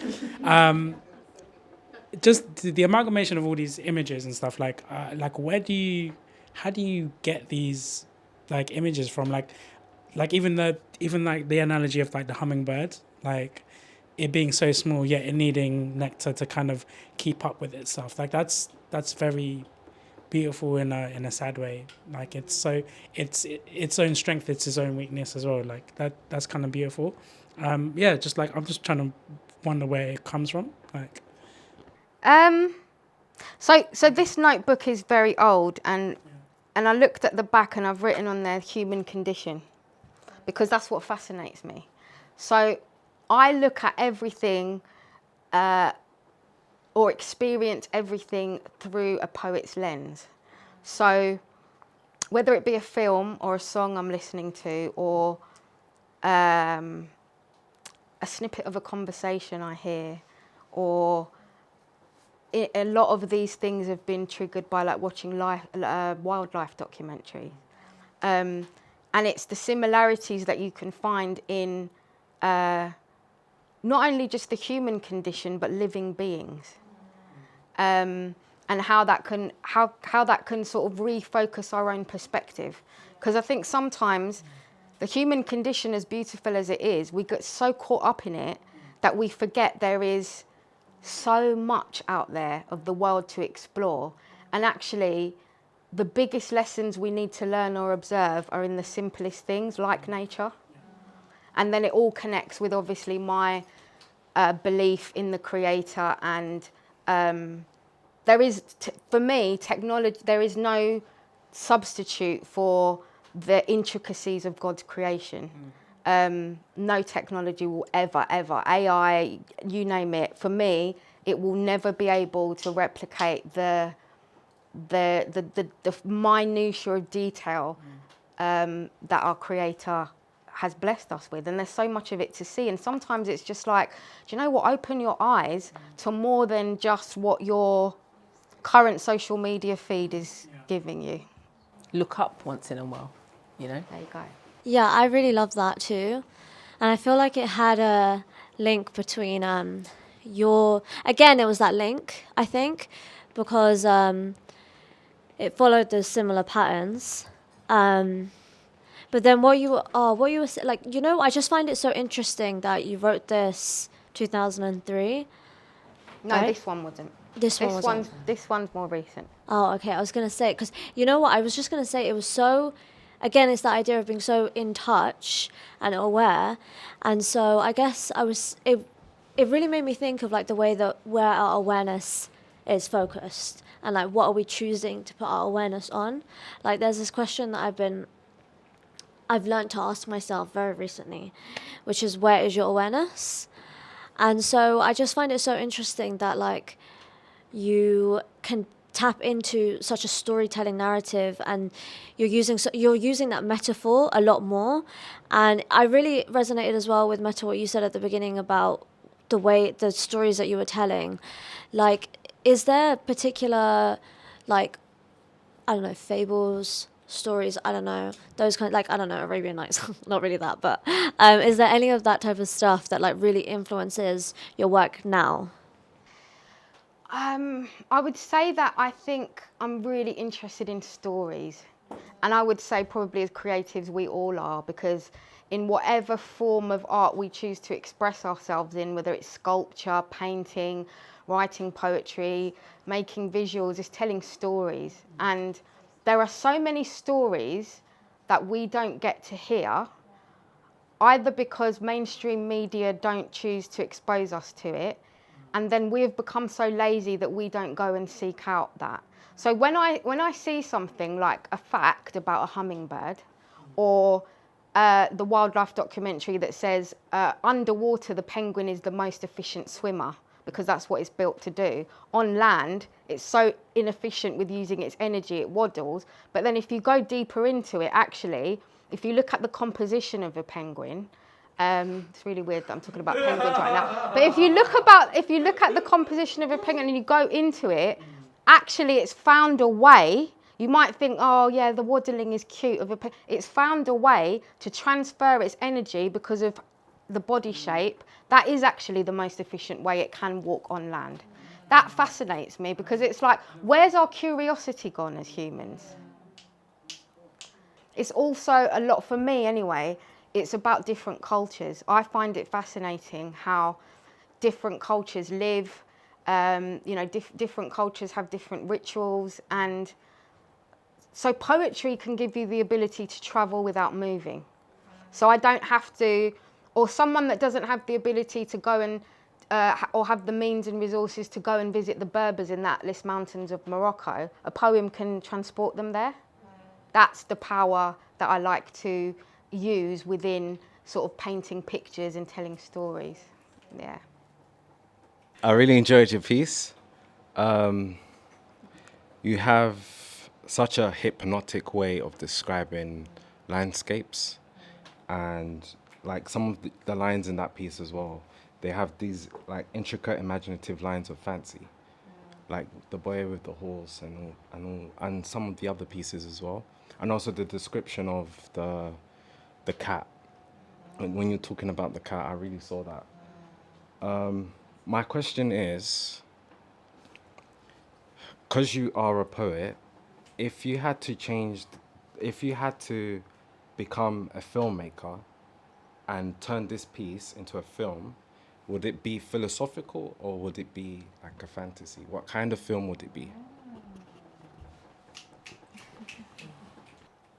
I haven't thought about it, so I suppose I'd be answering that on the spot. But what I would say is that in the writing process, especially pieces like this, I write very different pieces. So this is very different. This is like literally painting pictures with words, and You know, there's no real kind of political point to it. It's, you know, but in the process of doing that, I'm kind of making a movie already in my mind. And then how someone chooses to receive that and that imagery, they make their own movie. So do I really need to make one? The question. Reverse card.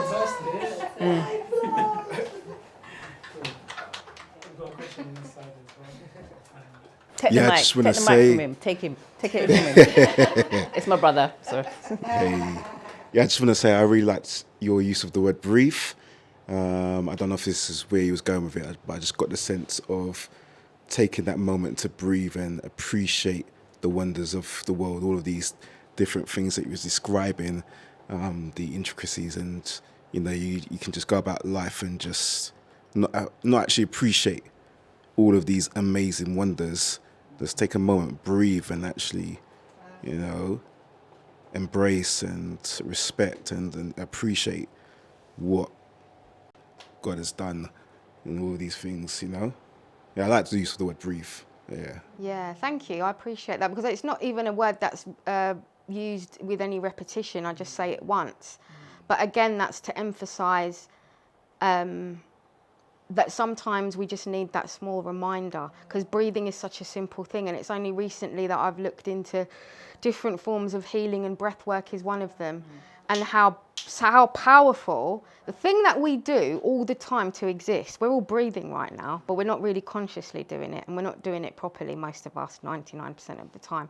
So when you look into things like breath work and how you can control your emotions and how you can change your physicality just by controlling breath is fascinating to me. And so when then again, coming back to the wildlife documentary, there's similarities between humans and chimps. So you know when chimps go, they're actually, that's laughing, but we've learnt to control our inward breath. So our laugh is the outward breath. They're doing both, and that's why it sounds like that. So it does go to prove how much us evolving as humans has happened throughout history, but it's something that we don't really acknowledge. Again, like a lot of nature that surrounds us. And again, I think it's because it's not encouraged. You're not encouraged to be like, so a friend of mine recently went and spent 2 weeks with a very remote tribe in Brazil. And they have no technology, no electricity, just nothing. There's hardly anything there, and they do sort of ayahuasca and other sort of natural medicine. We know someone who just did that as well. Yeah, you're probably the same person. But what I got from what she shared with me was that everyone in the tribe has a job to do, has a purpose. So one person's job is to collect the water for the entire community. The other person's job is to prepare all the food. The other one, they usually leave the children with the elders while they go and do their more physical chores. But she said all of them, in the middle of their day, will take 2 hours to either play music or dance or paint or do something. And she was saying to one of the tribe's women, well, in the West, we can't do that. Can't interrupt your working day and say, I'm taking 2 hours out to go and paint or dance or sing a song. Can't do that. And the woman's response was what blew me away. She said, so then how are you expected to function? If you cannot dedicate even 2 hours of your day to cultivating joy, how are you meant to do your job? So it's all about perspective, right? And cultures and what we've become conditioned to exist like. Because living and existing, two different things. Like what you were saying about why can't you take 2 hours? I think it's also about then it comes back to choices again, right? Because it can be hard in a 9 to 5. I mean, I worked in a school, in 2018, 7 a.m. to 8 if you're lucky. That's 8 p.m. That was my life, 5 days a week, in the holidays as well, just 24/7. But even that, I was still doing poetry at that point, and I think it's about our choices, I guess, our free will, because at the end of the day, that's how we can cultivate. happiness, like our choices. Like I was thinking about it, and I was like, at one point I thought I was going to have to get a 9 to 5 quite recently, and I was having a little bit of a meltdown, and I was like, okay, what am I going to do about this situation, because 9 to 5 is not me. And I was like, okay, in my lunch break I'd rather like I'll eat like real quick, and then I'll spend an hour like going on a walk or finding an exhibition or just something, so that like during my lunch break I'm not like just staring at YouTube for an hour or some, I'm not gonna swear, but yeah, like, so I guess it's like the choices thing. I don't even know if I have a question. I just think it was so interesting what you just said, and it really made me think about choices. I guess I'm thinking about free will a lot recently because I have had to use it. You know, and it's when you have to use free will, you're responsible for your choices. That's the thing, right? So yeah, Part of adulting. There you go. You talked about picking up the awareness, and Neelofer talked about us not really like noticing nature. G talked about taking that breath, and just in the way that you've shared, it's like, well, what can I do with my hour lunchtime?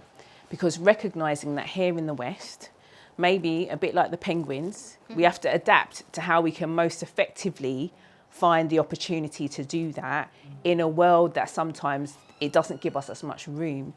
And so even if it's just about looking up or taking a breath or doing deep breath work, or things like there's a spiritual practice called the examen, and it's something that you're supposed to do at the end of your day.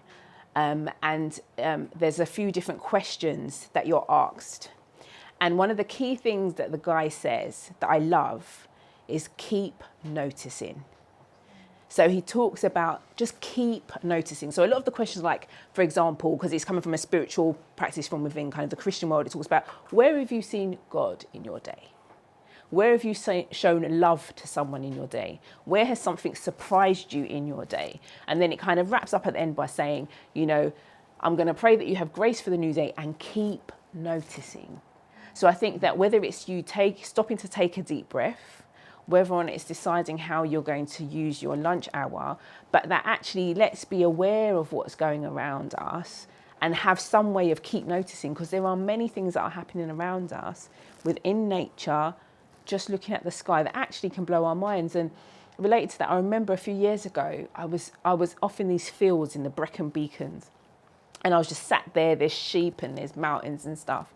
And this song came on and it said, may we never lose our wonder. And I started to cry because I realised I'd lost my wonder.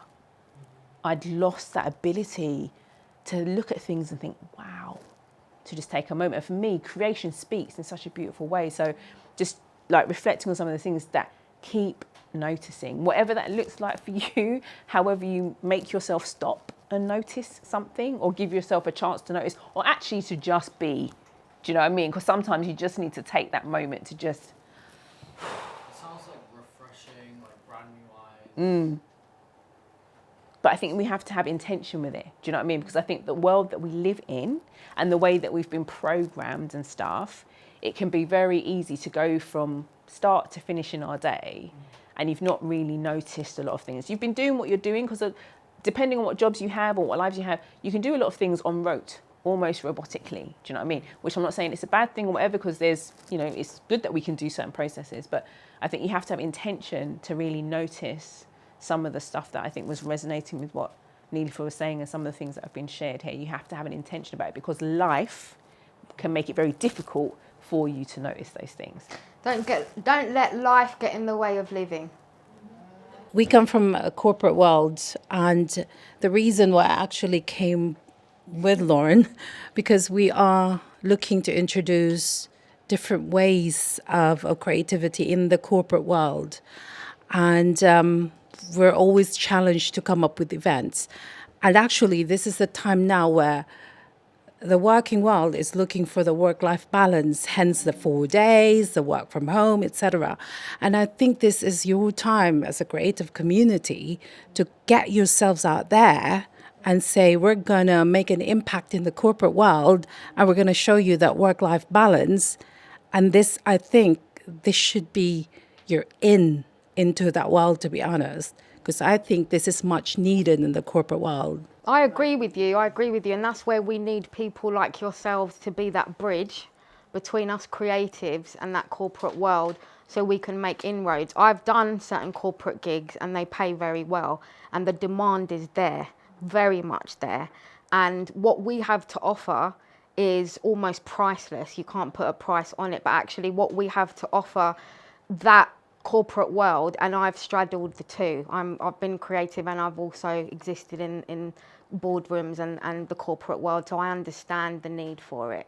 And even in terms of shifting culture within workplaces. So I was, for example, brought into the King's Place for Black History Month because that corporation and that company is very white-led from the top down. It was the first Black History Month event that they got to put on that displayed any kind of diversity, and I was asked to go because there's one piece that I share that is what's the word? P word. The P word piece. And I had faces just staring at me like, what in the actual is, you know, like, am I hearing right now? But that's what's needed. The shock factor has to come back to wake people up and shake things up a bit. So yeah, if there are opportunities to create that bridge, there's a lot of us with the skills to do that, whether it be facilitate workshops, not just performances, but facilitate workshops where you're allowing the corporate mindset to tap into how they can bring creativity in the workplace, because I believe that creativity also breeds compassion. Just one last comment was just that, like, that whole piece and this whole, like, discussion was, like, it brought to mind, like, the theme of, like, belonging, and, like, your poem touched on, like, especially belonging in the present and the future, and your piece was, like, belonging kind of, like, at ease with the past, like, in forgiveness, and then, yeah, and then it brought onto, like, belonging in the corporate world and in nature and everything. So I think that was just the last comment I had. I don't know if that spurs any conversation or whatever, but yeah. I mean, I've got a very short piece, which is very differently themed. I don't know what. I've got a very different kind of piece. Yeah. Did you want to do it back to back and then do the discussion? Yeah. All right. Okay. Yeah. In fact, wait. Hold on. Let's learn from what we've just done. Let's all just take a deep breath. Breathe. One more.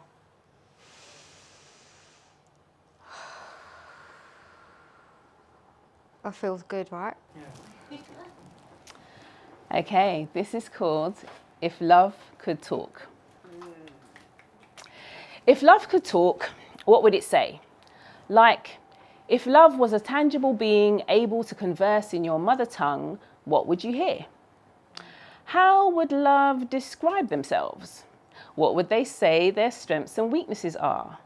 What would their Myers-Briggs personality type be? And what would you like to ask love? Love. Supercalifragilisticexpialidocious. Did you get that? Not surprised, because it was gibberish. No offence to Mary. That's how I feel sometimes, or how you make me feel. Nonsense sung to a catchy tune. I also really wish you'd stop using my name in vain. Seriously, stop it. You are ruining my reputation with how effortlessly I fall from your lips. Expand your vocabulary. Use other words. If you don't mean it, kindly leave my name out of your mouth. I'm more than chocolates and roses. Some of you do get that, and I appreciate you seeing me as multidimensional. I'm not afraid of hard work. I can do more than make you gooey and give you that love and feeling. Put me into action and you'll see. Myers-Briggs type, all of them, and somewhere straight down the middle. I mean, could I be anything else when I have to work with the whole of humanity even, and you all come in a myriad of complicated types. Though, if you were asking my secret self, me, love, when not working, unplugged, and having a duvet day, I'd say I'm more of an Enneagram, number 4 to be exact. So now you have my number. Look me up sometime. You'll find the answer to my strengths and weaknesses if you do. You is it really true that all we need is love? Tricky question. If I say yes, then I seem egotistical. If I say no, then I'm doing myself out of a job. Not to mention, many industries have me as their key selling point. So I'm going to answer with a question. I know you shouldn't, but hey, would you like the world without love? Thank you.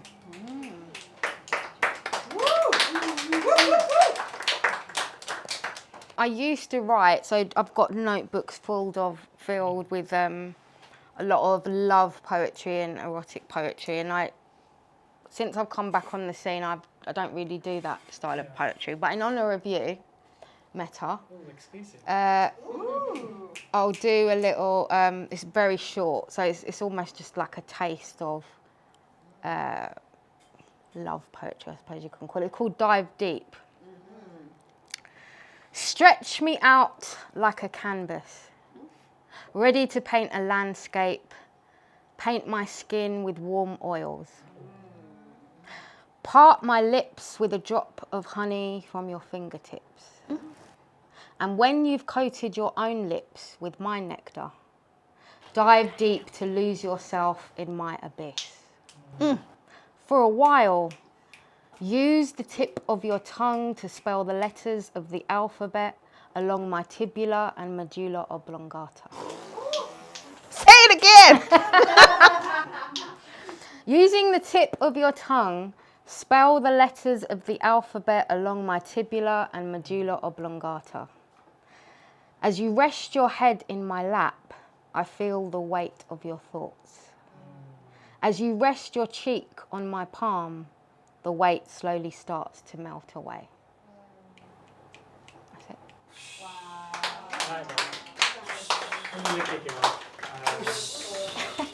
Where's the fan? I'll start with Janice's piece. I love that back and forth conversation. I could imagine that being like a short play, or if you wanted to extend it out, like a one scene thing where, yeah, for sure. I'd love to see how that would unfold extended. I think there's a lot more questions that person would ask.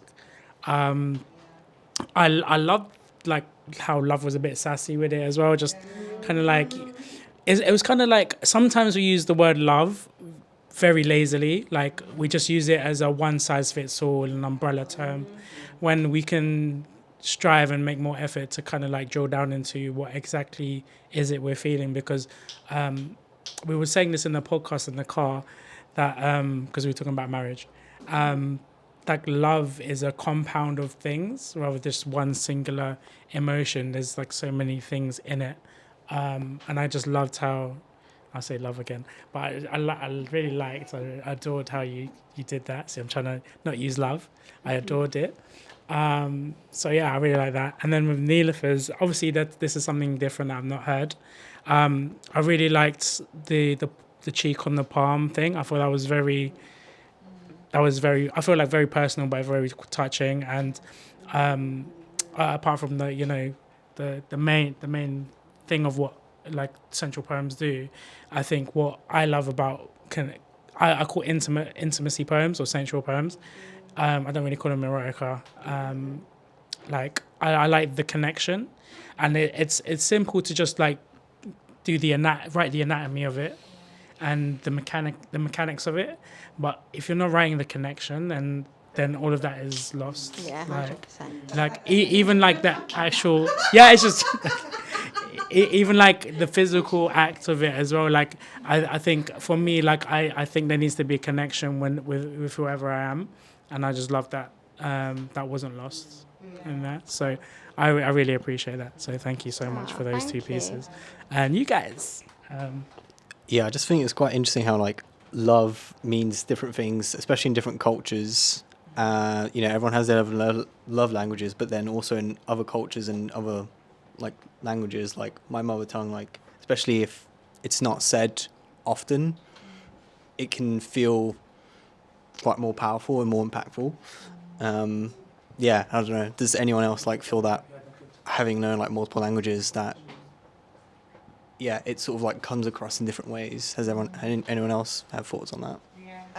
I'm learning French at the moment, and actually while she was doing that, I was actually thinking about how different, because I'm always looking at things from different, I think someone else said it earlier, like a cultural perspective. That's something that really interests me. And so I like, because I'm Jamaican and I live in the UK, and yeah. I live in the UK, and like I interact with a lot of people from different places. So I always find it so interesting how, like, for example, we can overuse love, but that's in English. Because like if you look at French, for example, they don't even have that word. They just say adore or like. Like the word for love is you say je t'aime, but it's like I really like you. That's what you're saying. Or if you say je t'adore, it's like I really adore you. They don't actually have a word for love, which is so interesting, because how would that conversation, like, you know? Yeah, Janice, do you know what? I'm fascinated with love. Like, I go to like some workshops on love and stuff. Like, I love reading about love. I just think everybody perceives it so differently, and everyone's idea of it is just different. And I just loved that back and forth. It was really playful. It was like just questioning what does this mean? Like, how is it supposed to feel? And I just thought it was really a great piece, like really powerful. Yeah, I think we all use it, and I can say, oh, I love you, and someone will perceive it as something completely different to how I've said it to them. So yeah, it's just really, interesting. I really love that. Thank you. You guys are really aligned as well. Yeah, both loving it. But this is like, I feel sometimes Meta operates on a very kind of spiritual level, because I think he instinctually knew that we would work well together. And we're relatively new connection. But when you know, you know. You know what I mean? When you know, you know. That doesn't. I don't think time. I was like the first person that commented. You did. I probably was the first. You're like, I'm there. Yeah. So, and I think when you asked us, you asked us both at the same time. It felt right to do this 100% with you. Yeah. Because I think the different combinations of poets you've had at Scratch Night have all been fascinating. But I think, I just think it's worked how it should work. Yes, yeah. Yeah, I agree with everything everyone said. I guess I just have a question, like just a general, I don't know, type thing of like, so, and it kind of, I guess, bounces back a little bit on your, because there's a lot of question formats in your poetry. Do you believe that the main component you should live your life by is love? Like, so you should see the love in everyone that you meet, even your enemy and stuff like that. Like, do you attest to that, or do you think it's more to that? Do you think there's more to that? Like, or as in not just love and other things, or do you literally just think love is, that's as long as you're leading your life with love as the main component, then sorted? So for me, I think it's a yes and no answer. So I think it depends what you mean by love, and I think it also depends on whether you understand that love is a verb, not just a word, because love in English is quite a narrow word. You know, there are other languages that have different words for different expressions of love, between the love between a partner, the love between your child, etc. So I think that one word in English kind of makes it quite narrow. And I think that we can forget that love is an action word, because it's like, you know, say, you know, you've met someone, you've got a spark with them. There's all the romantic feelings, which are a part of the spectrum of love. But, you know, if you decide to then journey together, love is an intentional choice. You know what I mean? To keep loving this person, to keep showing love. And there's things about how different people receive love and show love. You know, there's stuff that's also about the love languages.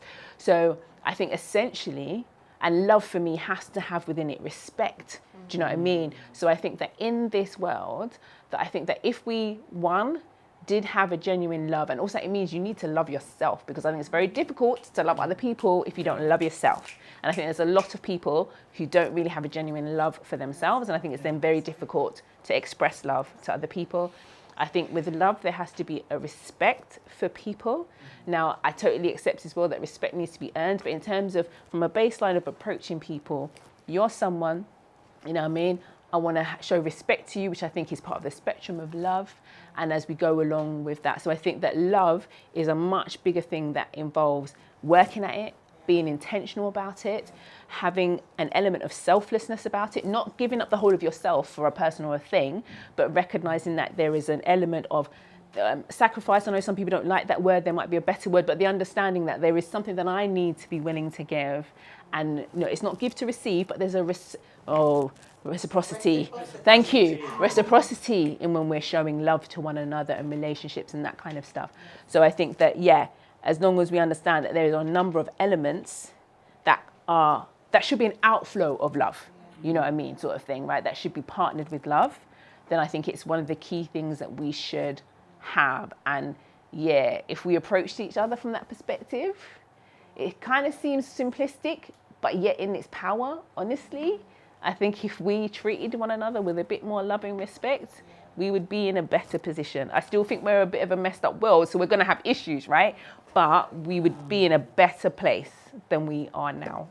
I just wanted to add to what you just said, like, because when you read, the only thing I wrote down was my name in vain.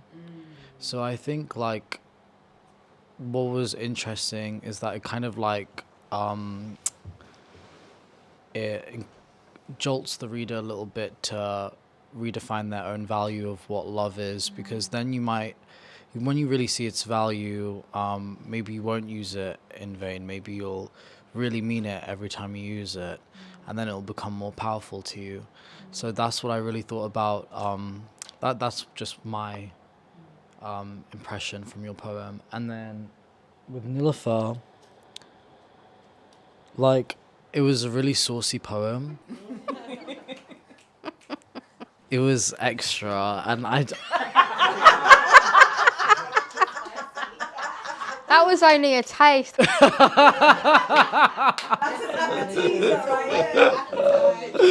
was just a lyrical foreplay. From the title of it, I was like, and then That's saying more about you than it is me, but okay.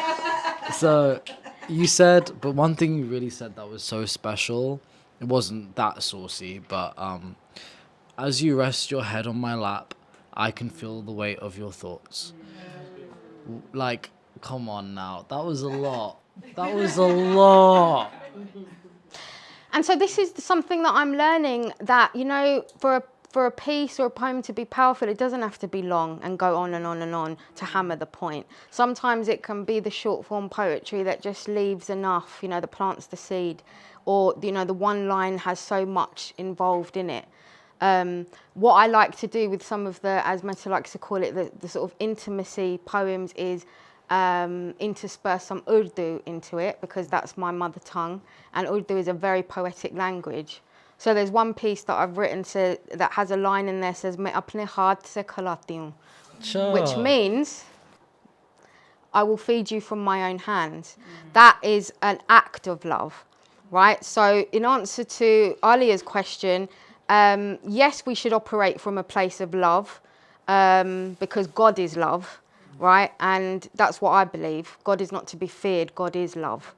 And love exists inside of all of us, and we have the innate ability to love. And therefore, when I greet someone, I'm greeting the God in you, the light in you, the love in you, right? And so we should be operating on that level. And when we all start to operate on that higher frequency, then you understand what that is. But love, that thing of, again, it's a very Western term, love is all we need, love is all you need. Love is not enough. Love has to come with integrity, and love has to come with healthy boundaries. And, you know, I think love can be a very toxic thing as well. So a lot of people act in the name of love, but it's far from loving.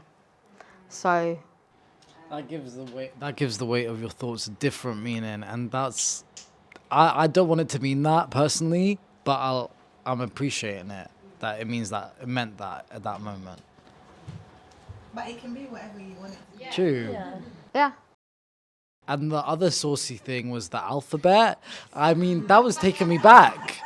That was taking me back.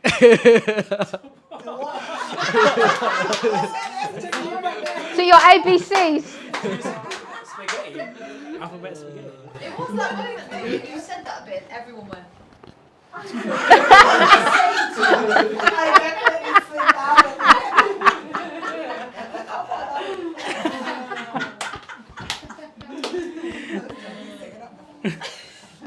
Yeah, are you the last one or anyone else? Anyone else? Because she wants to be last.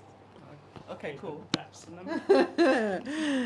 With your piece, you question what is love, and if love in many forms, and you set your question, your initial first bout question, if love can speak, what would it say? Your piece talks about an expression of love in various forms, even amongst the sensual side. There was depth to it. And I'm going to finish it at this because firstly I want to say is that this is a great topic to end or impart the entire room with, so they leave with that love frequency. Love in itself is an acronym. So in answer of your poetry question and what you were also saying, let others voluntarily evolve. Like that. Everyone's like, I'm going to take that. That was great, man. Mic drop.